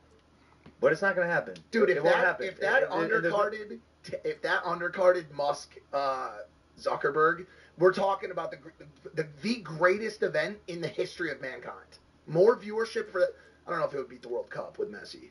But it would be. I gotta say something. The Chiefs won. The Chiefs beat the Patriots. The Chiefs beat the Patriots. That's like beating the Pop Warner team at your fucking place. Let's go. And here's why that's important. It's kind of crazy that like Tom Brady left, and then like they just fell apart. And there was always like, is it Belichick or is it Brady that is the reason for their massive success? They're 3-11. And then Brady kind of showed that it was him. Well, regardless that the Chiefs beat a tomato can ass team, sorry Boston. I am honored to say that Prime has signed Pat Mahomes. Wow. Prime has signed Patrick Mahomes. That's sick. 2-time Super Bowl champion, Super Bowl MVP to become a Prime athlete. I cannot believe it. We were going to announce last week, but they had that play called back. One of the best plays I've ever seen in football. Travis Kelce, 1,000 IQ throw lateral to Tony to catch to score the touchdown, and it got called back. Unfortunately, they had the victory. It's offensive offsides. Sucks. dagger to the heart. But we couldn't announce last week, so I can announce it this week. Wait, you had to hold the announcement for a victory? Yeah. You didn't want to tell? Yeah, that makes sense. Yeah, of course. It was bad timing. Man, it's a shit. Sorry. There's four. Yeah, Bad timing. So we met Patrick Mahomes. The dude is he's a gem. I don't know how else to say it. Just such a sweet. My fault. That's my fault. And afterwards, I found out that his contract was $500 million for 10 years. I said, wow. And I knew he made a lot of money because he had this new Rolls, the Spectre. It's like it's electric. Or Yeah, the all EV. Yeah. And I was like, this is crazy. He's like, how much is this? He goes, I don't know. Bro, he's one of the biggest. He's one of the biggest athletes in the world current right now. Yeah. And you guys signed him. Yeah. Now you have him, you have Erling, you have sports clubs. We made some crazy content. I got to show KSI a little bit of my All-American, All-State linebacker skills. We had him run a post. Yeah, I saw that. And I said, I'm gonna hit you, and boy did I hit him. He ain't never played American football. Yo, welcome to America, dude. That's why when we sit on this podcast with Erling, and people are like making fun of me for calling soccer. It's soccer. It's soccer. In Europe, I'll call it football, but when I'm here, I play football. Well, what's funny is that people like from the UK hate on Americans calling it soccer, but they're the ones that came up with that term. No way. And you can go back and figure that out in the history books. Let's talk history. You go back in the history books. Yeah. It is weird though that I will say it's odd that we call the pigskin American football because why is it called football? So a division. Is the football's a foot long? Is that accurate? Well, no, because you say shit. Hold on. You probably also tell your girls your dick is a foot long. But yeah, the game of American football starts with a foot and a ball. Oh, because of kickoff. Come yeah, on, but that bro. seems like something like you can come up with something for anything. That seems ridiculous. He's not keeping up with him like that, big dog. With a hand. Just reverting back to this last topic, just reverting in general. Did you see the UFC fights last night? Yeah, some of them. Yeah. You see the championship? Yeah. Leon Edwards, Colby Covington. Yeah. Did you see Colby in the ring say that he thought he won the fight? Yeah, he's out of his mind. Okay. But we already knew that. He started right? throwing his hands up in the air. It's embarrassing. Like you feel, it's like you feel bad for people like that. He goes, "There's not a scratch on me." They did not throw it. No, there's like an inch long scratch. What does he do now? Because I was very invested in the outcome of that fight because of how I want to ask you guys a little bit about when shit talking goes wrong. I mean, he said some pretty fucked up shit, dude, about a dead person, which not just a dead person. Leon Edwards' father, his murdered father, correct, and he's using it for entertainment to get people to buy into the fight. But when you double and triple down on something like that, you start to question if you're really trying just to sell the fight, or you're just an actual shithead douchebag who doesn't deserve this title shot for at least the fourth time. This is Kobe's third shot at the title. I believe. Gotta be. Last. Right? I mean, especially with a performance like that, like embarrassing, and then to say that you won the fight. I'm sorry, you're a moron. And this is what he tried to add some clarification to why he said that about with the perceived fact that his dad was like a drug dealer or whatever, and a bunch of shit that from his past that I don't know where the sources are for that, but. Is there a line when it comes to shit talking, especially if you're? I guess it doesn't matter, but especially if you're not going to win. I mean, you're seeing it with Strickland and Suga as well right now. They unleashed some really, really nasty shit on each other. And Suga took some deep digs at Strickland's abusive past from his father.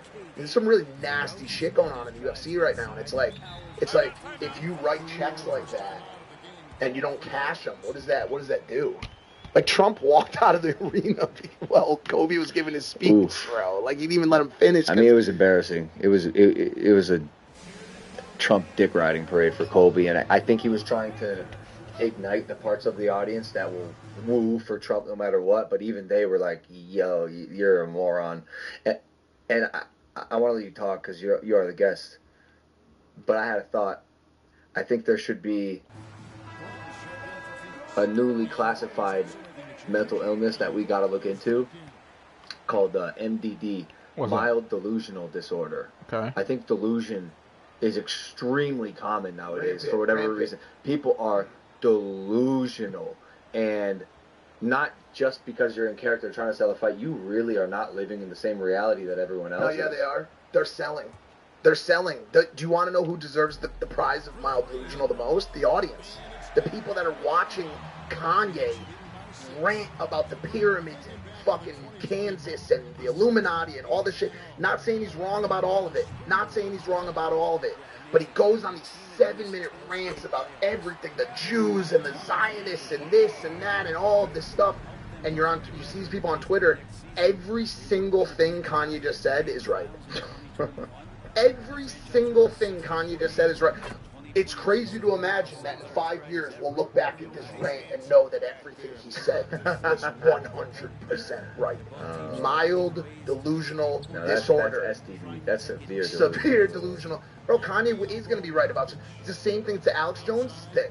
When we had Alex Jones on the show and he talked about a million things. Even a broken clock is right 2 times a day. If you say the water's making the frogs gay, they're going to come out with a vaccine that's going to hurt people. They're going to do this. They're going to do that. They're going to do this. Okay. You know, that's anti-government. How that ties in. I guess Strickland, on the other hand, seems to be really about it. Like when Strickland talks, it seems like he's talking from his soul. Like did you see the video of him going out and pulling a gun on the dude that was drunk in his driveway? Yeah. Did you see that? Yeah, he lives for those moments. Strickland seems like a pretty bad guy. Not bad, but like a badass. Well, he's just like mentally completely broken, like from his childhood, and that's all he talks about. And he's actually like hyper insecure, and just as like using his mouth to run around all of the fear and lack of self-worth that he values himself for.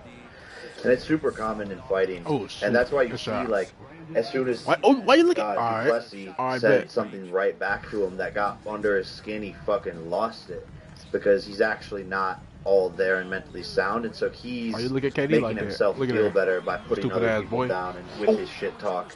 But he has the glass house. That as soon as Duplessis threw the rock at the glass house, he just broke and shattered and got hyper emotional, and then obviously got into a fight with him in the crowd because he just couldn't hold back. And that's what men do when they feel weak and they can't do anything. They just want to go to violence to make themselves feel like the more powerful individual. And Dana's already been pretty clear that he doesn't like that shit. He doesn't like it. I mean, he the sideshow acts, I think, kind of pissed Dana off. Yeah. What also, I think another reason this is happening in our society is because nothing is very shocking anymore, because we consume so much content on a daily basis and we've seen it all. People have said everything, and so to stand out, actually, you have to go to a crazier level. You have to go deeper. You have to say nutso shit, which is what Colby's doing, which is what Sean is bringing up in these press conferences, because that's the only thing that's going to get clipped out is if people have a reaction to it. But nowadays we've seen everything, so you don't have a reaction to as much stuff. So it's not going to go as viral unless you're saying really fucked up shit to somebody. And these people also, we could sit here and psychoanalyze them, but there is a side to it, like you said, where there is a bit of selling, and they also do want to make money and stay relevant and provide for their families. So I do think there is a part that knows that they could feed into all of this and generate hype to stay relevant, to make more money from the UFC or whatever entity it is. So it is this weird combination of things. It's not all one, and it's hard to figure out who is doing it for what reasons. But I do think there is a line. Like, you don't bring up fucking dead. I don't think you bring up the dead ever. Like, yeah, that's and it's all in context, right? If the shit talk is like building and going there, but like I don't think Leon was saying anything. he was just sitting there, like fired a nuke. He seems like the nicest guy. Yeah. So it's like, obviously, but for example, let's just say like KSI and I were going at it. It's been 6 years. Who knows what's going to happen? Shit talk. Oh no. So it's like, and but you still would never. It's yeah, but you would never say no. something Yeah, like I wouldn't. But it is. all circumstantial. It's just tough these days. There's a lot of bleed through from, like you said, selling into real life, and no one knows what the truth is. And also people are doing things. I know we're strictly talking about the fighting standpoint, but it's kind of all. Isn't it crazy how much that politics have bled into sports and into everything? Like you see it, like Kobe comes out with the "Make America Great Again" hat. He's bringing that type of attitude towards it. And I want to just to thumbtack what I was saying earlier quickly. When I bring up all these kind of people who, when I bring them up as examples, are all right wing. I don't want to come off again as a liberal. I'm not. I present myself sometimes on this sort. Yes, we talk about it all the time. It swung so far left, and now we're just kind of seeing the correction on the other side, and that's why I think the majority of content and conversation socially.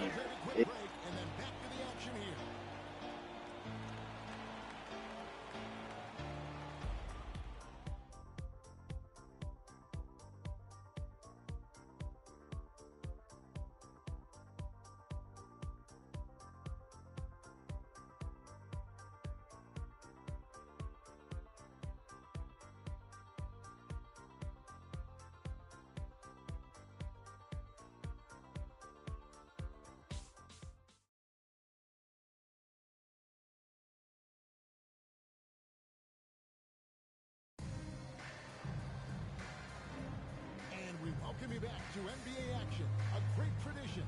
Christmas Day basketball here on 2K Sports. And taking a look at the Suns' performance here, guys, what have they been doing or not doing? Just cashing in on second chance opportunities. That's how they built this early lead. Working the offensive glass that sometimes comes from predictable shots from your offense.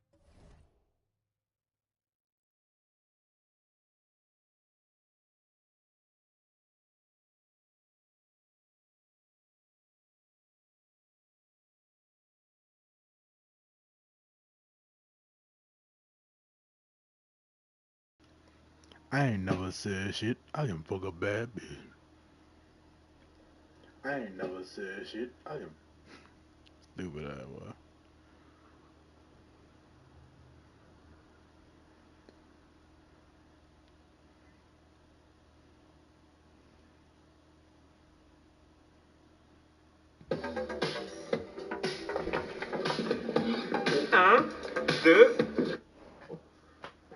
Yeah, no, and that's where that side of it comes in, where he still has his goals and things he wants to accomplish to stay relevant and sell his album and songs that are coming out. So it is this like weird marketing dance that sort of these people are making on a daily basis.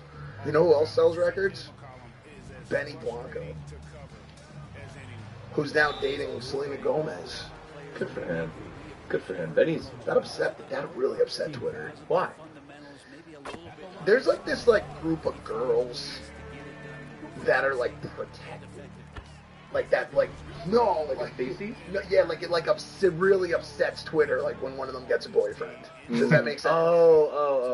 She's a part of. See, like I don't get into the internet shit. Like I'm so versed in it, but you guys are like so rose out of it now. But there's this whole like milkman storyline right now on Twitter where like big boob girls are kind of like running the show. Like what's the chick from? Bro, I'm deep, bro. What? What's the chick from? Does anyone know what I'm saying? Do you know what I'm talking about? Do you know what I'm talking about? The chick from Euphoria, Sydney Sweeney. Oh, yeah. She's like the biggest thing on Twitter right now because of her. The milkman love her.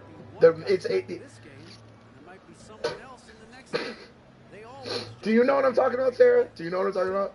Yeah, like the milkman thing. It's. No, I don't. Twitter just... Yeah, your Twitter's definitely fucked up, it's not. Are you on Twitter? If you go on your Twitter feed, you're telling me it's just this clean slate of... You don't get shootings and fights and all kinds of weird shit. I get that. But no, I don't. I don't know about the milkman. I definitely don't. Someone in the audience back me up. We'll in the comment. You know what I'm talking about? It's like this Twitter obsession niche with that community. So Selena Gomez is one of the milk women. Oh, wow. I swear. Okay. So she's one of them. So when she toppled to a songwriter who not just a songwriter. That's what I was just gonna say. He ain't getting enough. People aren't putting enough respect. Come on, that's Betty Blanco. Fucking name, bro. That Bro, That's what they're talking about? What? Who cares what he does? What? Also, she for sure. should be allowed For to sure. date Of course. whoever the fuck she wants. Look at And Ariana Grande. you don't know who the fuck he is. Like, bro, he could be the nicest, best guy in the world for her. Awesome. Benny's a great guy, man. So it's like, Benny is a great people just guy. need to, One of the greatest like, guys worry in the about their world. own lives, because I think it's the funniest shit when people are worried about like who's this person's dating, who's that person's dating, and they're still broke. It's weird. It's weird. Like, It's go weird. outside and get a fucking job. Thank Or you. just touch grass. Like, bro, that it pisses me off. It's like, and then they're complaining too. It's like the same people who are like, oh my god, she's dating this person. I can't believe it. Consuming 9 hours on TikTok trying to figure out where they were, seeing their pictures, and it's like, So weird, bro. those are the same people who are like, Oh, yes. So I just got notes. Sorry. Thank you, Sarah, who is not only my photographer for Snapchat, my girlfriend, but also one of my research analysts and producers. The drama is he was Justin Bieber's producer. Yeah, he made a lot of hits with Bieber. He Big made a time. lot of hits with Bieber. Who obviously Bieber and Selena Gomez had this relationship that I think that fanfic community and also the Milkmen, were very subscribed to, bro. It was this, I think a lot of times they thought like, oh, are they going to get back together down the line? So the idea that the Milk Woman, the idea that Selena Gomez was dating his producer is a storyline. We're getting into some teenage drama shit. Yeah, I also want. I do want to give a shout out to Benny because he's For sure. He's hilarious. Like absurdly talented. Has so much talent. Can we touch on one more fight thing quickly before we go to anything else? Like maybe this Nicki Minaj Tyson. There's so many topics. I wanted to talk about something less. Okay. Less, But can I hit one fight thing? Because I'm a commentator for Fight League. Oh yeah, that is true. Did you know that?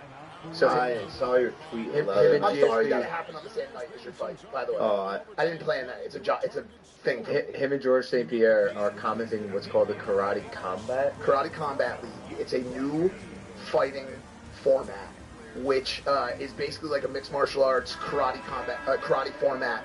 You're not allowed to grapple. You're not allowed to clinch unless you're actively striking. And if someone goes to the ground, you have 5 seconds to ground and pound before both fighters are stood back up. And it's in a conversation pit.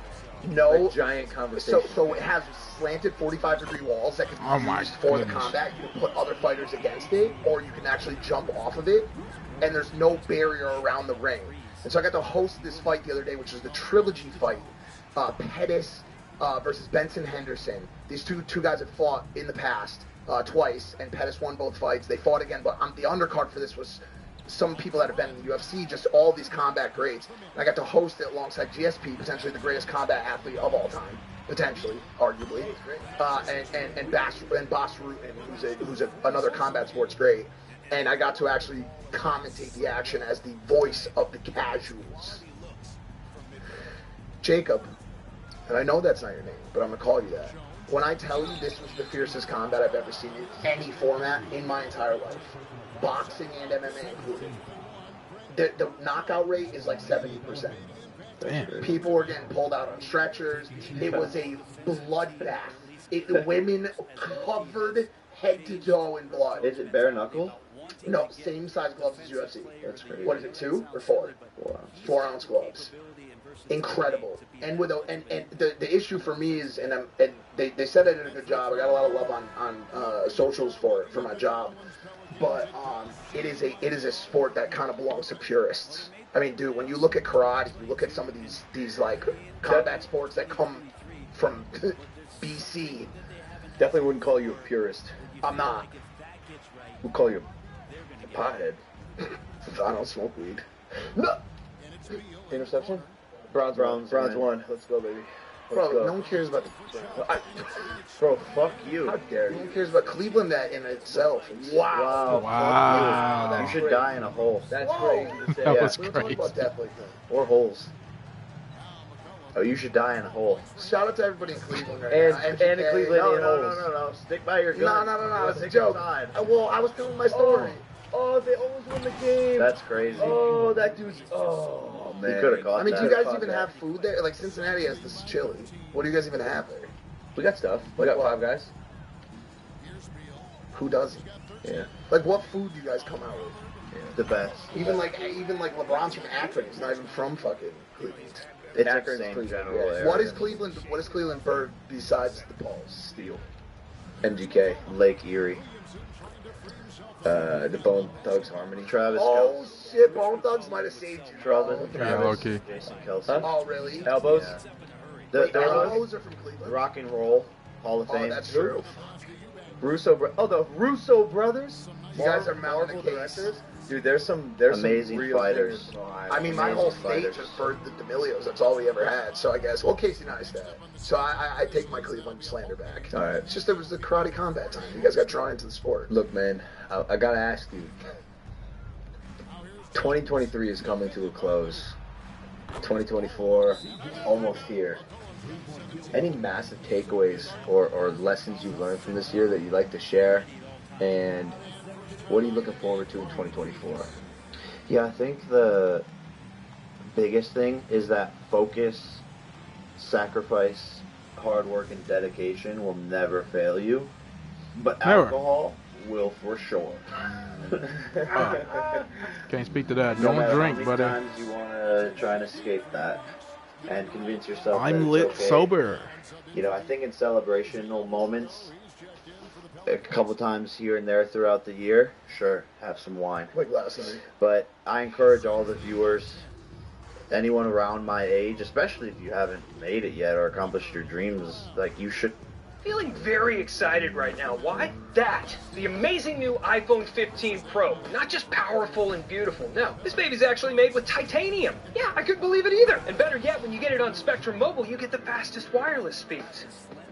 Just put it all down. Sober, get sober.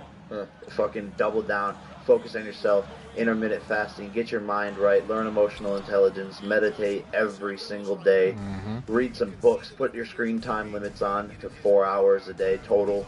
And the rest of the time, journal, read books. And losses sometimes can be the best thing for you. And most of the time it is. For me it was. It's exactly what I needed. My life, I'm in the happiest place I've ever been in my life. And it's stemmed from a series of losses starting the year out. And so just when everything is going wrong or seeming like it's in a bad position, that's where the beauty comes from. And it sounds cliche, but it truly, truly is. And especially if you have that mindset while you're in the shit, which is exactly what I did and had, I was just like, there's going to be something that good that comes out of this. Wow. And sure enough, it did. So if you're in the shit right now, just change your mindset and know that something great is going to come from it, and that it's not the end of the world. And to focus on your mental health, your state of mind, your physical health, getting your body right. Fitness is the first step to greatness.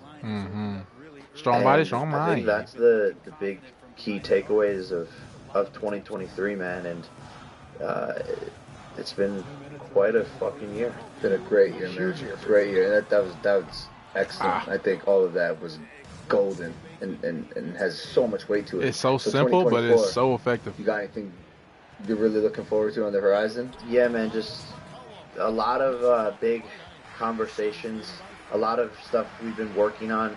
Obviously, just going to continue to box and stay active. And, you know, that's my bread and butter now. So I want to just improve my skill level tenfold and make some of these big fights, close these big fights that are in the talks Canelo of happening. this year. Well, you never know. That's a true ass statement. You never know. You never know. You never know. Fucking know. And continuing to grow as a man, the journey never ends. I'm gonna go back to do some ayahuasca in March. Very excited for that. Does that scare you at all? Because you made a point a couple moments ago about how greatness can come out of bad times in your life, and I thoroughly agree with that. Obviously, more than most, that having your back against the wall could lead to insanely good outcomes. But does it bother you or worry you to imagine putting yourself in a situation like that when you're in a very good place of mind? Ayahuasca is gonna give you exactly what you need when you go to take the medicine. It's not always gonna. They didn't need it, bro. Devin Booker. Well, Cena gives people some shit they did not need, bro. Yeah, because they weren't self-aware. Maybe, but all I'm saying is it's a real deal. If you're willing to look in the mirror, and you actually want to better yourself, and which is what I want, then I'm never scared of it. And sometimes, you know, it just makes things more beautiful. A lot of times, like, it was showing me how good I was doing because I'm very hard on myself. So it gave me so much relief. So it was like, dude, you're doing so good, and it was giving me this love. And I'm scared, man. Just a general thought, yeah. Right now, in general. No, because I've thought about it, but dude, it's such a real journey. It's like a real. Yeah, and it never ends too. It's like once you open Pandora's box, it's like, yeah, sometimes you that's the thing, is if you're not willing to take the steps backwards before you go forwards, then yeah, don't do ayahuasca. Because a lot of times you're going to leave with like a lot of shit to work on. Well, if Mike takes a couple steps backwards, he's back in Connecticut slanging crack. And for him, yeah, it's very real. It's very real lapse. He's going to relapse if he does ayahuasca. You can't. I can't have him going down that path. I can't. No, you'd be fine. No, I know. I mean, You'd dude, be listen, fine. like, obviously I You'd have be more a than shit ton fine. of experience with psychedelics, but, like, it seems to be, like, the great psychedelic. I think sweet Aya. I'm way more afraid of mushrooms than I am ayahuasca. Come on. Mushrooms you can take and go to Whole Foods. I've had, like, you can't go to like I'm saying like a hero's. I'm saying like a hero's dose. A hero's dose of mushrooms 7 grams. is much 7 grams. Much more intense to me than ayahuasca. So what is the okay? Well then, does that mean is your dose a little bit lower than the average? Bro, when I hear these stories, where do you go? Costa Rica? Yeah. So when I hear these stories coming out of Costa Rica from some people, maybe not at the camp that you're with, I mean, this is a full-on spiritual expedition that involves major hallucinogenic visions, departure from your body, exploration of other realms. Mushrooms, I mean, you really got to dig deep into a bag of shrooms to get to that point. You can get there. It's 7 to 10 grams. The only other thing I can think that could bring you there is like LSD. Yeah, both of which do, but that's what I'm equating it to, like a hero's dose of shrooms. To me, is like more interdimensional and wild and filled with all this crazy energy and weird, hard things. Sometimes it's not. My mushroom trips aren't really that fun anymore. It's like very introspective. What about the pooping though? I never said shit. What? Fuck a bad bitch. Ayahuasca? Yeah. Only some people do that. I didn't purge. I think because I release physically so much energy on a daily basis, like anger, all that stuff. I didn't purge a lot. I didn't that puke. in a game? Any of that. Did you? And not everybody does. It's only about half of the people. Oh, really? Oh, yeah. But also I would it's be a beautiful. virgin. It's beautiful. It's not like a weird thing. It's like it's this beautiful experience. Like even when you're there in the Maloka and you hear other people puking, you're happy for that. It's this beautiful. Because they're releasing bad energy and spirit. Yeah, and even when I've done toad, bro, I was in my yard the last time. The toad? I was in my yard. Oh damn, this kid's fucking. And I was rolling around in the fucking grass, and I woke up next to a pile of Thor's shit. You ate it, didn't you? And I was like, this is the most beautiful thing. This is the process of life, and now the grass is gonna absorb this and be fertilized, and life continues to grow, and you just see things. Obviously I'm explaining a psychedelic journey in a few words, but you just see things from such a different point of view, and it makes you human. It brings back that animal nature that we're so fucking removed from. And I think it's important for people to really reconnect with that, and that's some of what was beautiful about what Liver King was trying to do, the ancestral tenets, and getting in the sun, grounding. What's going on with him? I don't know. I think there's something. He had a tough one. What happened with his eye? Oh, I didn't see that. Oh, you didn't? Yeah, I saw that. Something's going on with his eye. I don't know. I feel bad for how. Warning to parents. This Paramount Plus exclusive event is not suitable for children. Hey, you guys, we have a big problem. Of course kids are gonna see it. We're talking about someone who influences our children. This isn't just softcore. Because he is just such a sweet man. It was like that steroid scandal really fucking hurt him, bro. Yeah, and what was sad is that we the world needed his message, but he didn't need to have a 9-pack for them to feel his message. It is a good point. Final note on the stuff that you're talking about, the psychedelic stuff. I'm in the same boat as you. Everything becomes just a part of connectivity. When you walk out of those, and honestly, even the breath work that you do, that shrooms, any of that type of stuff, anytime that I've done it in the past, I always come out of it thinking I'm more connected to the earth and the people around me than I've ever felt before. Exactly. It's just such a connectivity thing. Yeah. Why are you saying it like that? Because you're from Connecticut? I think that's how you say connectivity. Connectivity? I don't think that's how you say it. I think there will be a linguistics expert that watches, breaks it down, and makes a 32-minute video that's advertised on YouTube. Connectivity. Connectivity. Can we just pull it up and have Siri say it, please? I can do it right now. I'm just interested in that. That's you could be remnants of heroin talking right there. You could be right. It's just I work with words. Hold on. Connectivity. That's interesting. Well, yeah, if you want to pull up in March and do some ayahuasca, Mike, just let me know. I will have the discussion with you. I do love you very much, and the person that you've become. I've said this on every single show that you've come on over the past 2 years. I'm just astounded by how much change you've been able to enact in your life, and how much hard work you put in. It is a story of epic proportions, and I could not be more proud of you. And it's there's not many people that come on the show that I can look in the eyes and say I'm so fucking proud of you, and just so taken back by what you've been able to accomplish, and it's just been incredible to watch. So I will consider that offer for sure. 100%. Thank you, man. Appreciate that, and I'm proud of you too. Thank you. And I'm excited for the 10 out of 10 burger. 10 business, burger. I need to try it. It's very good. I need to try I just it. had another successful one. It's coming soon. We'll talk about it. We'll talk about it soon.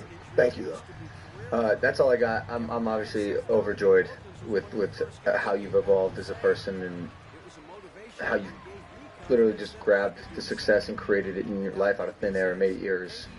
To say I'm proud to be your brother is an understatement, and there'll never be words that can describe how significant that is for me. I love you, bro. Congrats on the win. Thanks for coming on today. Thanks, bro. Yeah, we love you. Say it back now. I love you guys. I love you guys more. That might be true. You're a lover, bro. I think I do. I think I've loved you guys over time. I've loved you guys more than you've loved me. Well, now we got to make it up. Now we got to make it up. No. That's not how love works. It's not a give to receive. No, yeah, it's not that. But when I say I love you more, I think I could back mean it up. I think I could mean it.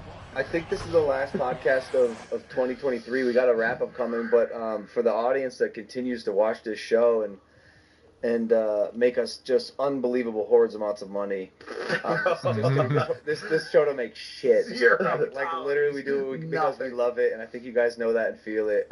So thank you for watching. As always, thanks for giving us your energy. Can we get some feedback? If you're watching this, what's your favorite thing about the show? What do you want to see more of in 2024? What type of topics do you want us to discuss? Do you love the boys only episodes, the guest episodes, where we go, what we do? Please, that feedback is incredibly important to us, and we will take it into consideration for the next year. That's right. Last thing I'll say, for all you sorry asses in the U.S. Championship tournament trying to come for my belt, I respect you guys a little bit. I respect what you're trying to do. You're never going to take this from me. Good luck, Kevin Owens, Santos Escobar, Carmela Hayes, whoever the fuck else is in that tournament.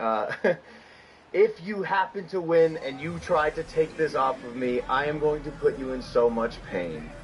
Thank you from your United States champion. 2023 has been great. 2024 is going to be even better. Hit that subscribe button. Thank you for listening to this episode of Impulsive. We love you.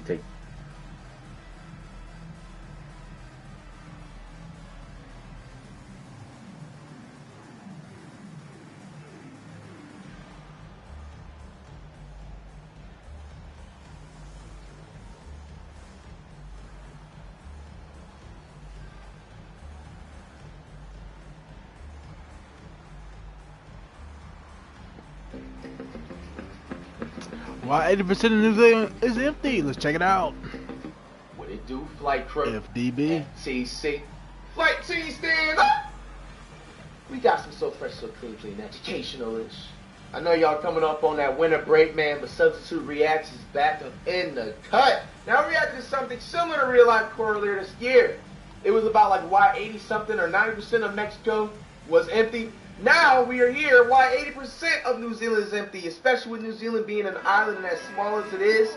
How is it 80% empty? Let's check it out. This is New Zealand, and this is where people actually live in New Zealand. As you can see, nearly 80% of the country's land area is completely uninhabited by humans. Wow. Which is kind of weird when you think about it at first, because New Zealand is both probably bigger than you think it is, and has a very good climate for people to live in. Really? The South Island and the North Island are respectively the 12th and 14th largest islands I in did the world. not know they had a South Island. I thought it was just New Zealand. And if placed over the United States, they would stretch across the East Coast from Florida up through Pennsylvania. Together, the two... Bro, out today, now just finding out on the 20th of December that New Zealand was that big. Yeah, it's the 20th, right?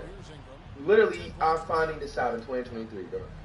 How the heck? That shit is bigger than half, like a quarter of the United States. I know it was like a small little island, like maybe as big as like part of Florida or something. I didn't know it was that big. Two main islands in New Zealand are even larger than the United Kingdom, and just like the UK, they share an almost identical climate with similar temperatures all throughout the year and similar levels of rainfall. The Köppen-designated climate type for the UK, Ireland, and the vast majority of New Zealand is oceanic and temperate, typically consisting of no dry season, warm summers, and mild winters. If you look at a worldwide map of where this climate type and similar climates can be found, they include several of the most densely populated places in the world, like most of Western Europe, Vancouver, Mexico City, Lima and Cusco, Johannesburg, and the actually settled parts of southeastern Australia. One of the largest outliers here is, of course, New Zealand, who, despite having an overall climate that is nearly identical to the United Kingdom and is even larger in size, it's also vastly less populated. The UK has a population today that is nearing 69 million people, while New Zealand barely has a hair more than 5 million, or nearly 14 times fewer people.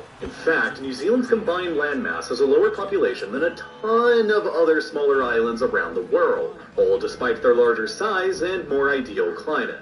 Most evidenced of all by the smaller islands like Java, Honshu, and Great Britain, all of which are smaller than New Zealand and yet have orders of magnitude more people living on them. To really hit the point home here, the population density in the UK is on average 281 people per square kilometer, while in New Zealand, it's only 18 people per square kilometer. The UK is therefore 15 times as densely populated as New Zealand is. So, why is New Zealand so much more comparatively empty despite the similar size and similar climate? Why? The answers are complex and fascinating, but the thing about New Zealand's population pattern is that it only appears to get even stranger the more and more you actually look at it.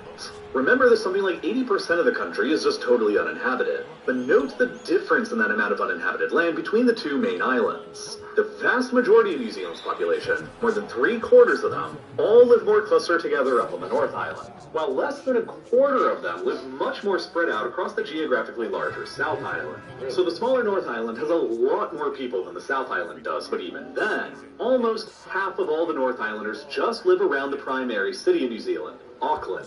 This is by far the biggest city that New Zealand has got. Strategically located along an isthmus with good natural harbors to the north and the south and placed over a dormant volcanic field with fairly fertile soils, the Auckland region alone is home to some 37% of all modern New Zealanders and is fast approaching a population of 2 million people. This high concentration of people around just one city makes New Zealand one of the most highly centralized countries anywhere in the developed world. For the sake of comparison, these are the percentages of a few other countries' populations and their biggest cities from around the world.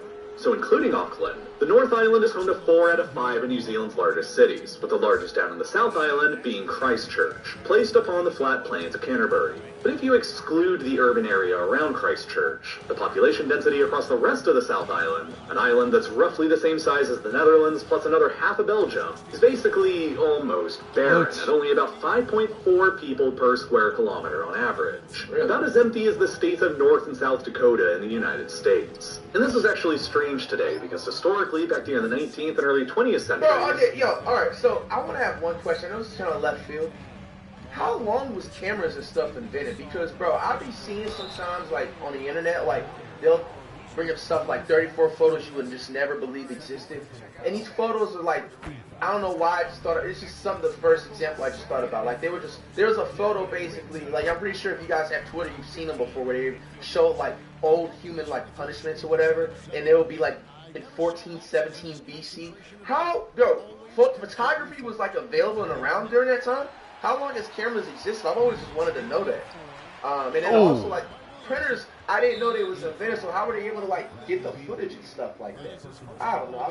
It was actually the South like, Island. even this photo right here, like how were they able to print this photo with this type of like quality and everything, and knowing that it's back in the day and stuff? That's why I've been always thinking that like a lot of this technology, like for example, like the iPhone. Whenever the iPhone was first released, I really think the iPhone, they had that done like 25 years prior. Damn, It was trying to do all the types of tests and all the types of you know what I'm saying, like glitches that they can find, so like they don't have any type of like catastrophes whenever they ready to sell the phones. Like right now, bro, I wouldn't even be surprised if they had like some telegraphic type of shit where you can just like teleport from like, let's say if you're like on Cali side, you just teleport from like Cali to the UK in like 5 minutes. So I wouldn't even be surprised if they had like some invention like that. They just waiting to see it to make sure it's safe. But it had more people on it than the North Island. Now, of course, the biggest and most obvious factor explaining New Zealand's relative emptiness is simply its sheer isolation away from the rest of the world. There are some cartographers who prefer to divide the planet into two separate halves, the land hemisphere and the water hemisphere. And within the water hemisphere, New Zealand is placed almost directly within the center. The closest other large landmass to them is, of course, Australia, but they are separated by nearly 2,000 kilometers across the open ocean of the Tasman Sea. How much is 2,000 kilometers a month? It's all just scattered islands, Antarctica, or open, empty ocean for thousands of kilometers away in every single direction. Even today, because it's the ocean. What's this little island right here? That's undiscovered land? I'm gonna discover that now. For thousands of kilometers away in every single direction. Even today, because there's simply so little a note down here, air and maritime traffic around the South Pacific is the most empty spot on the globe. It still takes a nearly 4-hour flight just to hop between Auckland and Sydney, which is roughly comparable to a flight between London and Athens across the whole of Europe. That far? And that's just New Zealand. That just shows you, this is my last stuff I was about it. Bro, this just shows you that like just the whole ocean and then just the actual globe and map is just an illusion. That's crazy. Neighbor for most of Europe, New Zealand is quite literally the furthest place away they can get without leaving the planet itself in a space. The furthest place away they can get without leaving the planet itself in a space. Because New Zealand exists precisely on the opposite side of the world from much of modern-day Spain and Portugal. It simply takes time for people to get to or get off New Zealand even in the 21st century. And it is because of this extreme isolation from the rest of the world that New Zealand was always fated to become the final large habitable landmass on the Earth's surface. Bro, that ass look beautiful over there, bro. Like, I'm so tempted to get, like, property over there in, like, 10 years or something. Like, it look beautiful. It look like you just, like, away from, like, society and stuff. To ever be discovered by humans. It remained an isolated, perfectly untouched by humans ecosystem for all of history and civilization until a group of Polynesian explorers likely happened to stumble upon it by mere chance sometime during the 13th century, at about the same time as Genghis Khan and the Mongols were rampaging across Eurasia. From there, over the span of centuries, see, like even this, how do they have photos of this? Culture of their own. The Maori. Who was the photographer remained back in the undisturbed day? on the islands by any other humans from the outside world until the mid-17th century, when a Dutch sailor became the first non-Polynesian to ever discover and visit them. But sustained and lasting European contact with the islands didn't really begin later until 1769, when the British sailor Captain Cook visited the islands nearly 5 centuries after the Maori had first discovered and settled them. Simply put, other islands around the world like Great Britain, Java, Honshu, and many others have just had far more time to develop and expand their populations than New Zealand has. Wow. Many of these islands have been settled by humans for tens of thousands of years, simply because they exist nearer to the edges of major continental landmasses and were thus discovered by people millennia before New Zealand ever was. As recently as the 13th century, New Zealand's human population was literally zero, whereas other medieval islands like Japan and Great Britain already numbered in the millions. About where New Zealand is only at today in the 21st century. Having more people to start with simply means having more people later on, as more people are available to reproduce. And the Maori of New Zealand were starting completely from scratch just 800 years ago, which really isn't that long ago historically, based on several assumptions and not rooted in anything really other than basically guesswork. Modern demographers usually estimate that the Maori population on New Zealand likely numbered around 200,000 individuals after 5 centuries of living there by the time the British arrived. And subsequently, their population began to crash significantly. By 1840, the British Empire began formally incorporating New Zealand into a colonial possession, and a flood of immigrants to the islands coming from Britain and Ireland began. Through a combination of various factors, like European-introduced diseases that the Maori lacked any immunities to, warfare and violence between the colonizers and the indigenous Maori, and the forced introduction of a brand new legal and justice system that was unfamiliar to them, the Maori population of New Zealand plummeted from around 200,000 at the time of contact in 1769 to only around 40,000 a tad more than a century later in 1890. But by that point, around 500,000 white European colonists, mostly coming from Britain and Ireland, had arrived to the islands and mostly replaced them. Now, initially during the colonization process, most of the new European settlers who came decided to set up shop down on the South Island, because the North Island was a lot more inhabited by the indigenous Maori, and so more of the colonial wars and violence were taking place up there, and also because gold got discovered down on the South Island. It wouldn't be until the 20th century that the North Island would recover its larger share of the population. But it was basically always destined to happen and get to the point where we are today, where over 3/4 of everyone live up on the North Island. Because, as it turns out, the South Island is actually pretty difficult to build any civilization on. For starters, the South Island is significantly more mountainous than the North Island is. This is because beneath the surface, New Zealand exists precisely along the intersection of the Pacific and Australian tectonic plates. But beneath the South Island, the westward moving Pacific plate is crashing into and subducting beneath the northwest moving Flight Australian hasn't said a word Over the in past like 45 since he million years, clicked the video. The collision of these two He don't know plates what the here hell is has going thrust up on. 20 kilometers worth of rocks to form the Southern Alps, running along nearly the entire length of the whole South Island. And their name is fitting because the mountain range really is about on a par with the scale of the original Alps in Europe. There are 18 peaks in this range that exceed 3,000 meters in elevation, while the tallest of them stands at more than 3,700 meters and is nearly as high as the iconic Mount Fuji in Japan. For comparison's sake, these mountains tower over anything that can be found over in Australia. The tallest mountain that Australia has to offer is Mount Kosciuszko, and it's about 1,500 meters lower than this tallest mountain on New Zealand's South Island.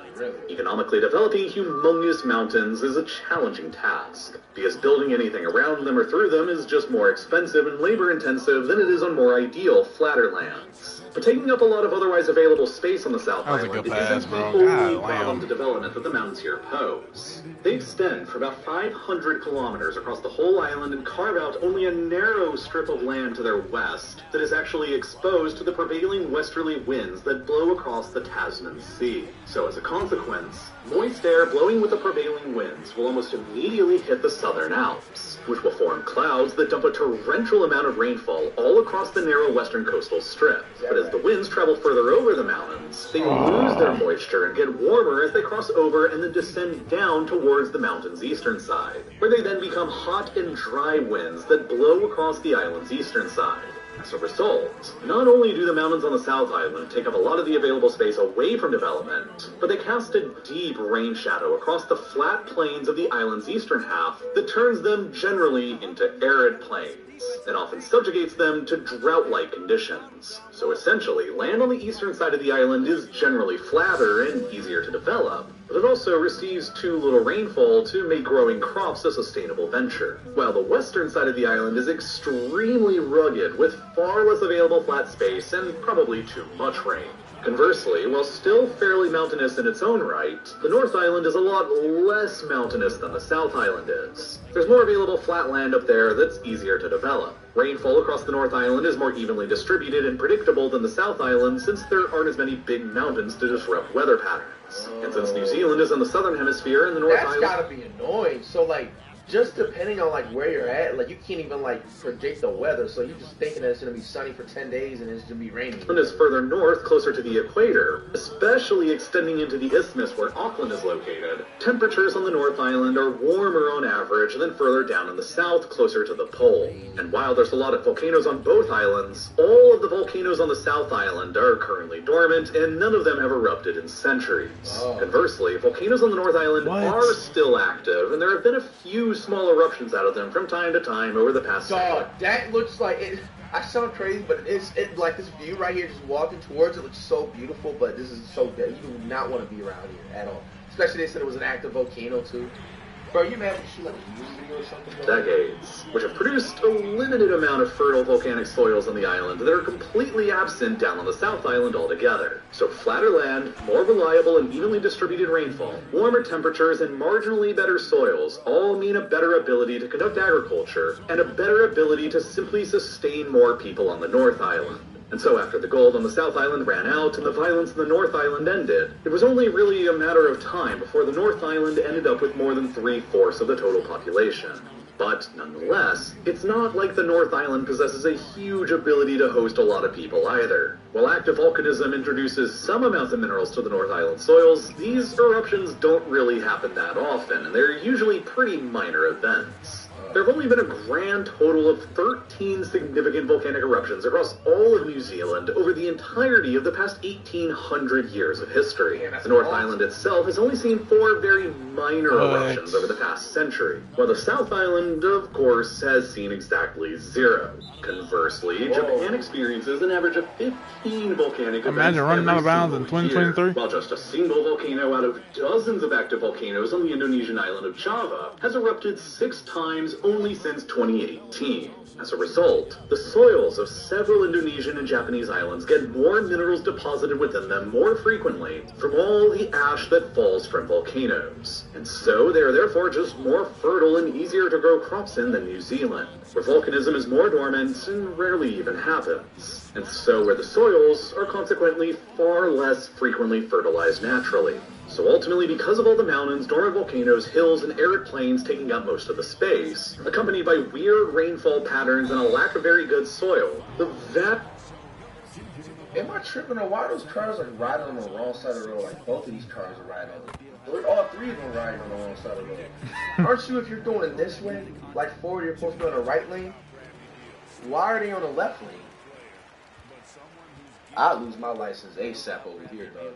As the majority of New Zealand is simply that is scary confusing, bro. Why is this car very going good on for this commercial side? crop growing. Less than 2% of the country's total landmass is actually considered arable and suitable for crop cultivation. And one, you Percentage can't is make an actually and two. comparable to countries like Jordan and Somalia, that each largely exist in a much more hostile desert environment. But unlike those countries in the desert, while New Zealand's land is mostly not very suitable for crop growing, its temperate climate, easily available water in some locations, and plentiful grasses make it largely perfect for grazing and ranching. So instead of growing crops, Am I tripping? How come also the cows have like one of those dumbbell ears on there? make it largely perfect. Why do they have like a yellow tag on their ear? What is it? Why are their ears stapled? From like with paper. Perfect for grazing. Why do they have a ranching. yellow tag So right instead there? of growing crops, New Zealand just brought in a ton of cows and sheep and built its entire agricultural industry off of animals instead. The meme about there being more sheep in New Zealand than humans is very true because of this factor. There are nearly 27 million sheep on the islands today in comparison to just 5.1 million humans. And with sheep, New Zealand found its perfect niche in the world market, because they are now the #1 largest exporter of sheep products like wool and mutton in the world. But that's not even their largest export. New Zealand also has more than twice as many cows on their islands as they do people. And so it's actually dairy products that they produce from all these cows that make up their largest single export. So despite only 2% of their land being considered arable, 55% of New Zealand's land is still being used for agriculture anyway. It's just pretty much all being used for raising animals instead of growing crops. In a way, New Zealand's geography sort of forced it into basically becoming an offshore European ranch. After the gold ran out in the late 19th century, there weren't really any other lucrative minerals around to dig up or any oil and gas to extract and sell to world markets. Its very limited ability to grow crops and remoteness from the rest of the world essentially ensured that despite their large geographic size, the islands would always have a fairly small population. And a small population plus the very far distance away from the primary 3 global consumer markets in Europe, East JB Smooth on things, Bob is soda made with the world's smoothest vodka. If you love White Claw's iconic Asia and North America, meant that New Zealand would never be able to develop a competitive manufacturing sector like happened in other island states like Japan and the United Kingdom, who and both grow a lot more food to sustain more people and are closer by to major consumers. What'd you say?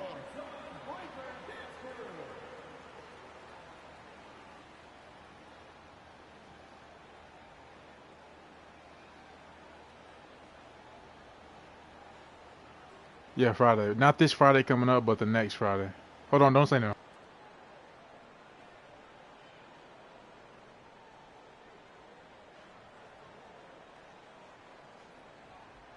Okay. All right. Yeah.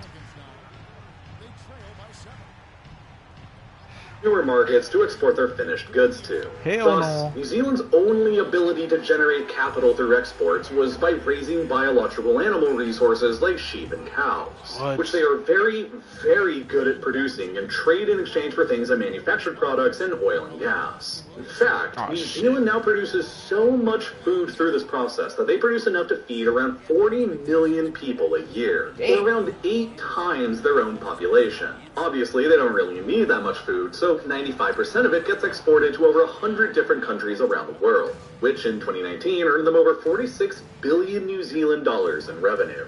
Animal agriculture is the primary pillar of New Zealand's exports. It has been that way for nearly 200 years and will likely continue being that way in the future, because it's really the only competitive export that geography actually grants New Zealand. But because that's the case, animal agriculture takes up over half of New Zealand's total available land, and so limits the ability for people to spread out and settle across the islands even further. And then, just like in the rest of the developed world, New Zealand's birth rates have also dropped beneath the natural replacement level. But they haven't been there for as long as they have been in other countries. As recently as 2010, the birth rate in New Zealand was still 2.1 children per woman on average, precisely at the level required to keep the population stable. As of 2022, the rate has slightly decreased beneath the replacement level to 1.8 children per woman, but that is still higher than in many other developed countries like Germany, Italy, Japan, and South Korea. And unlike Japan and South Korea, New Zealand has and continues to have a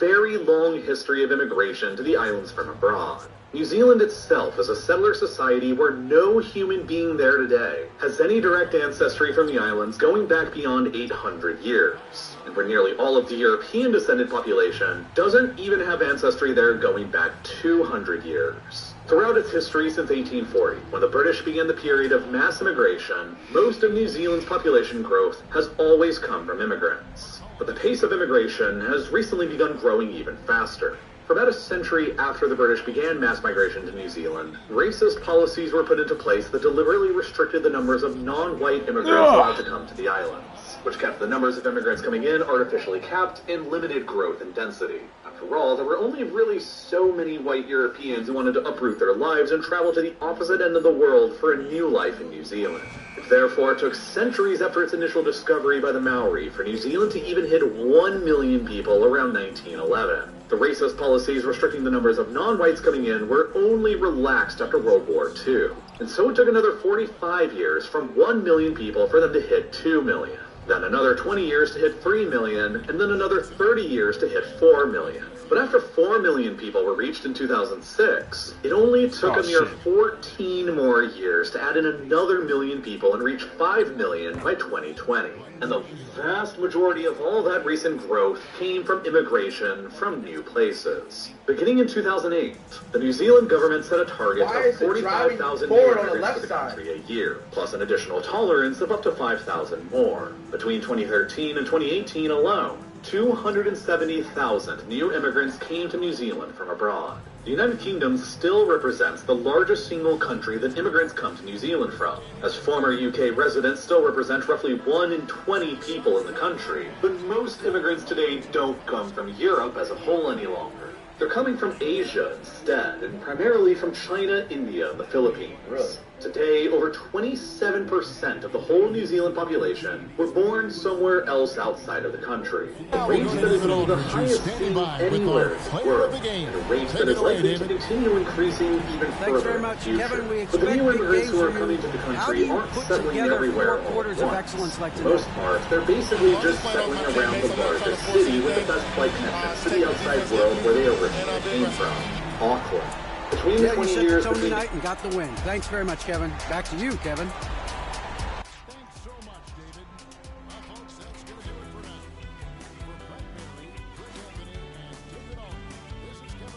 That's crazy. I'm watching Flight and Flight just goes live.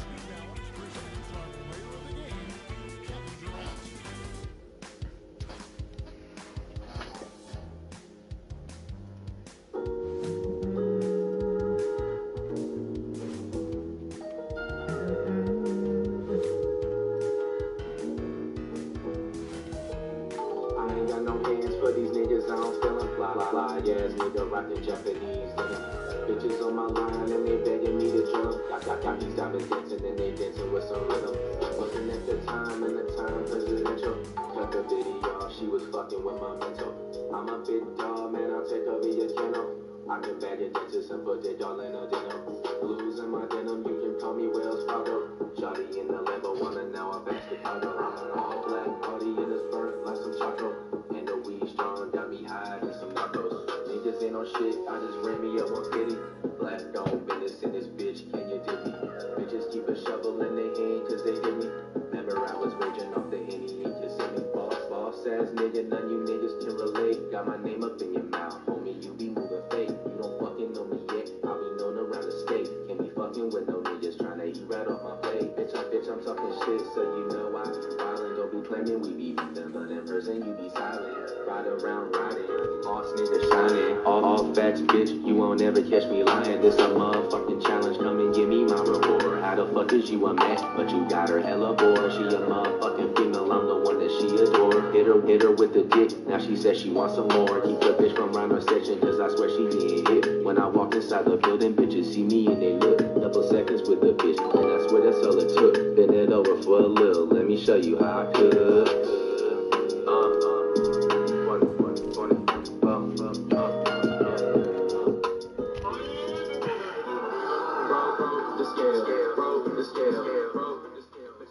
Man, to be honest, she ain't thank God as you woke up today. You should be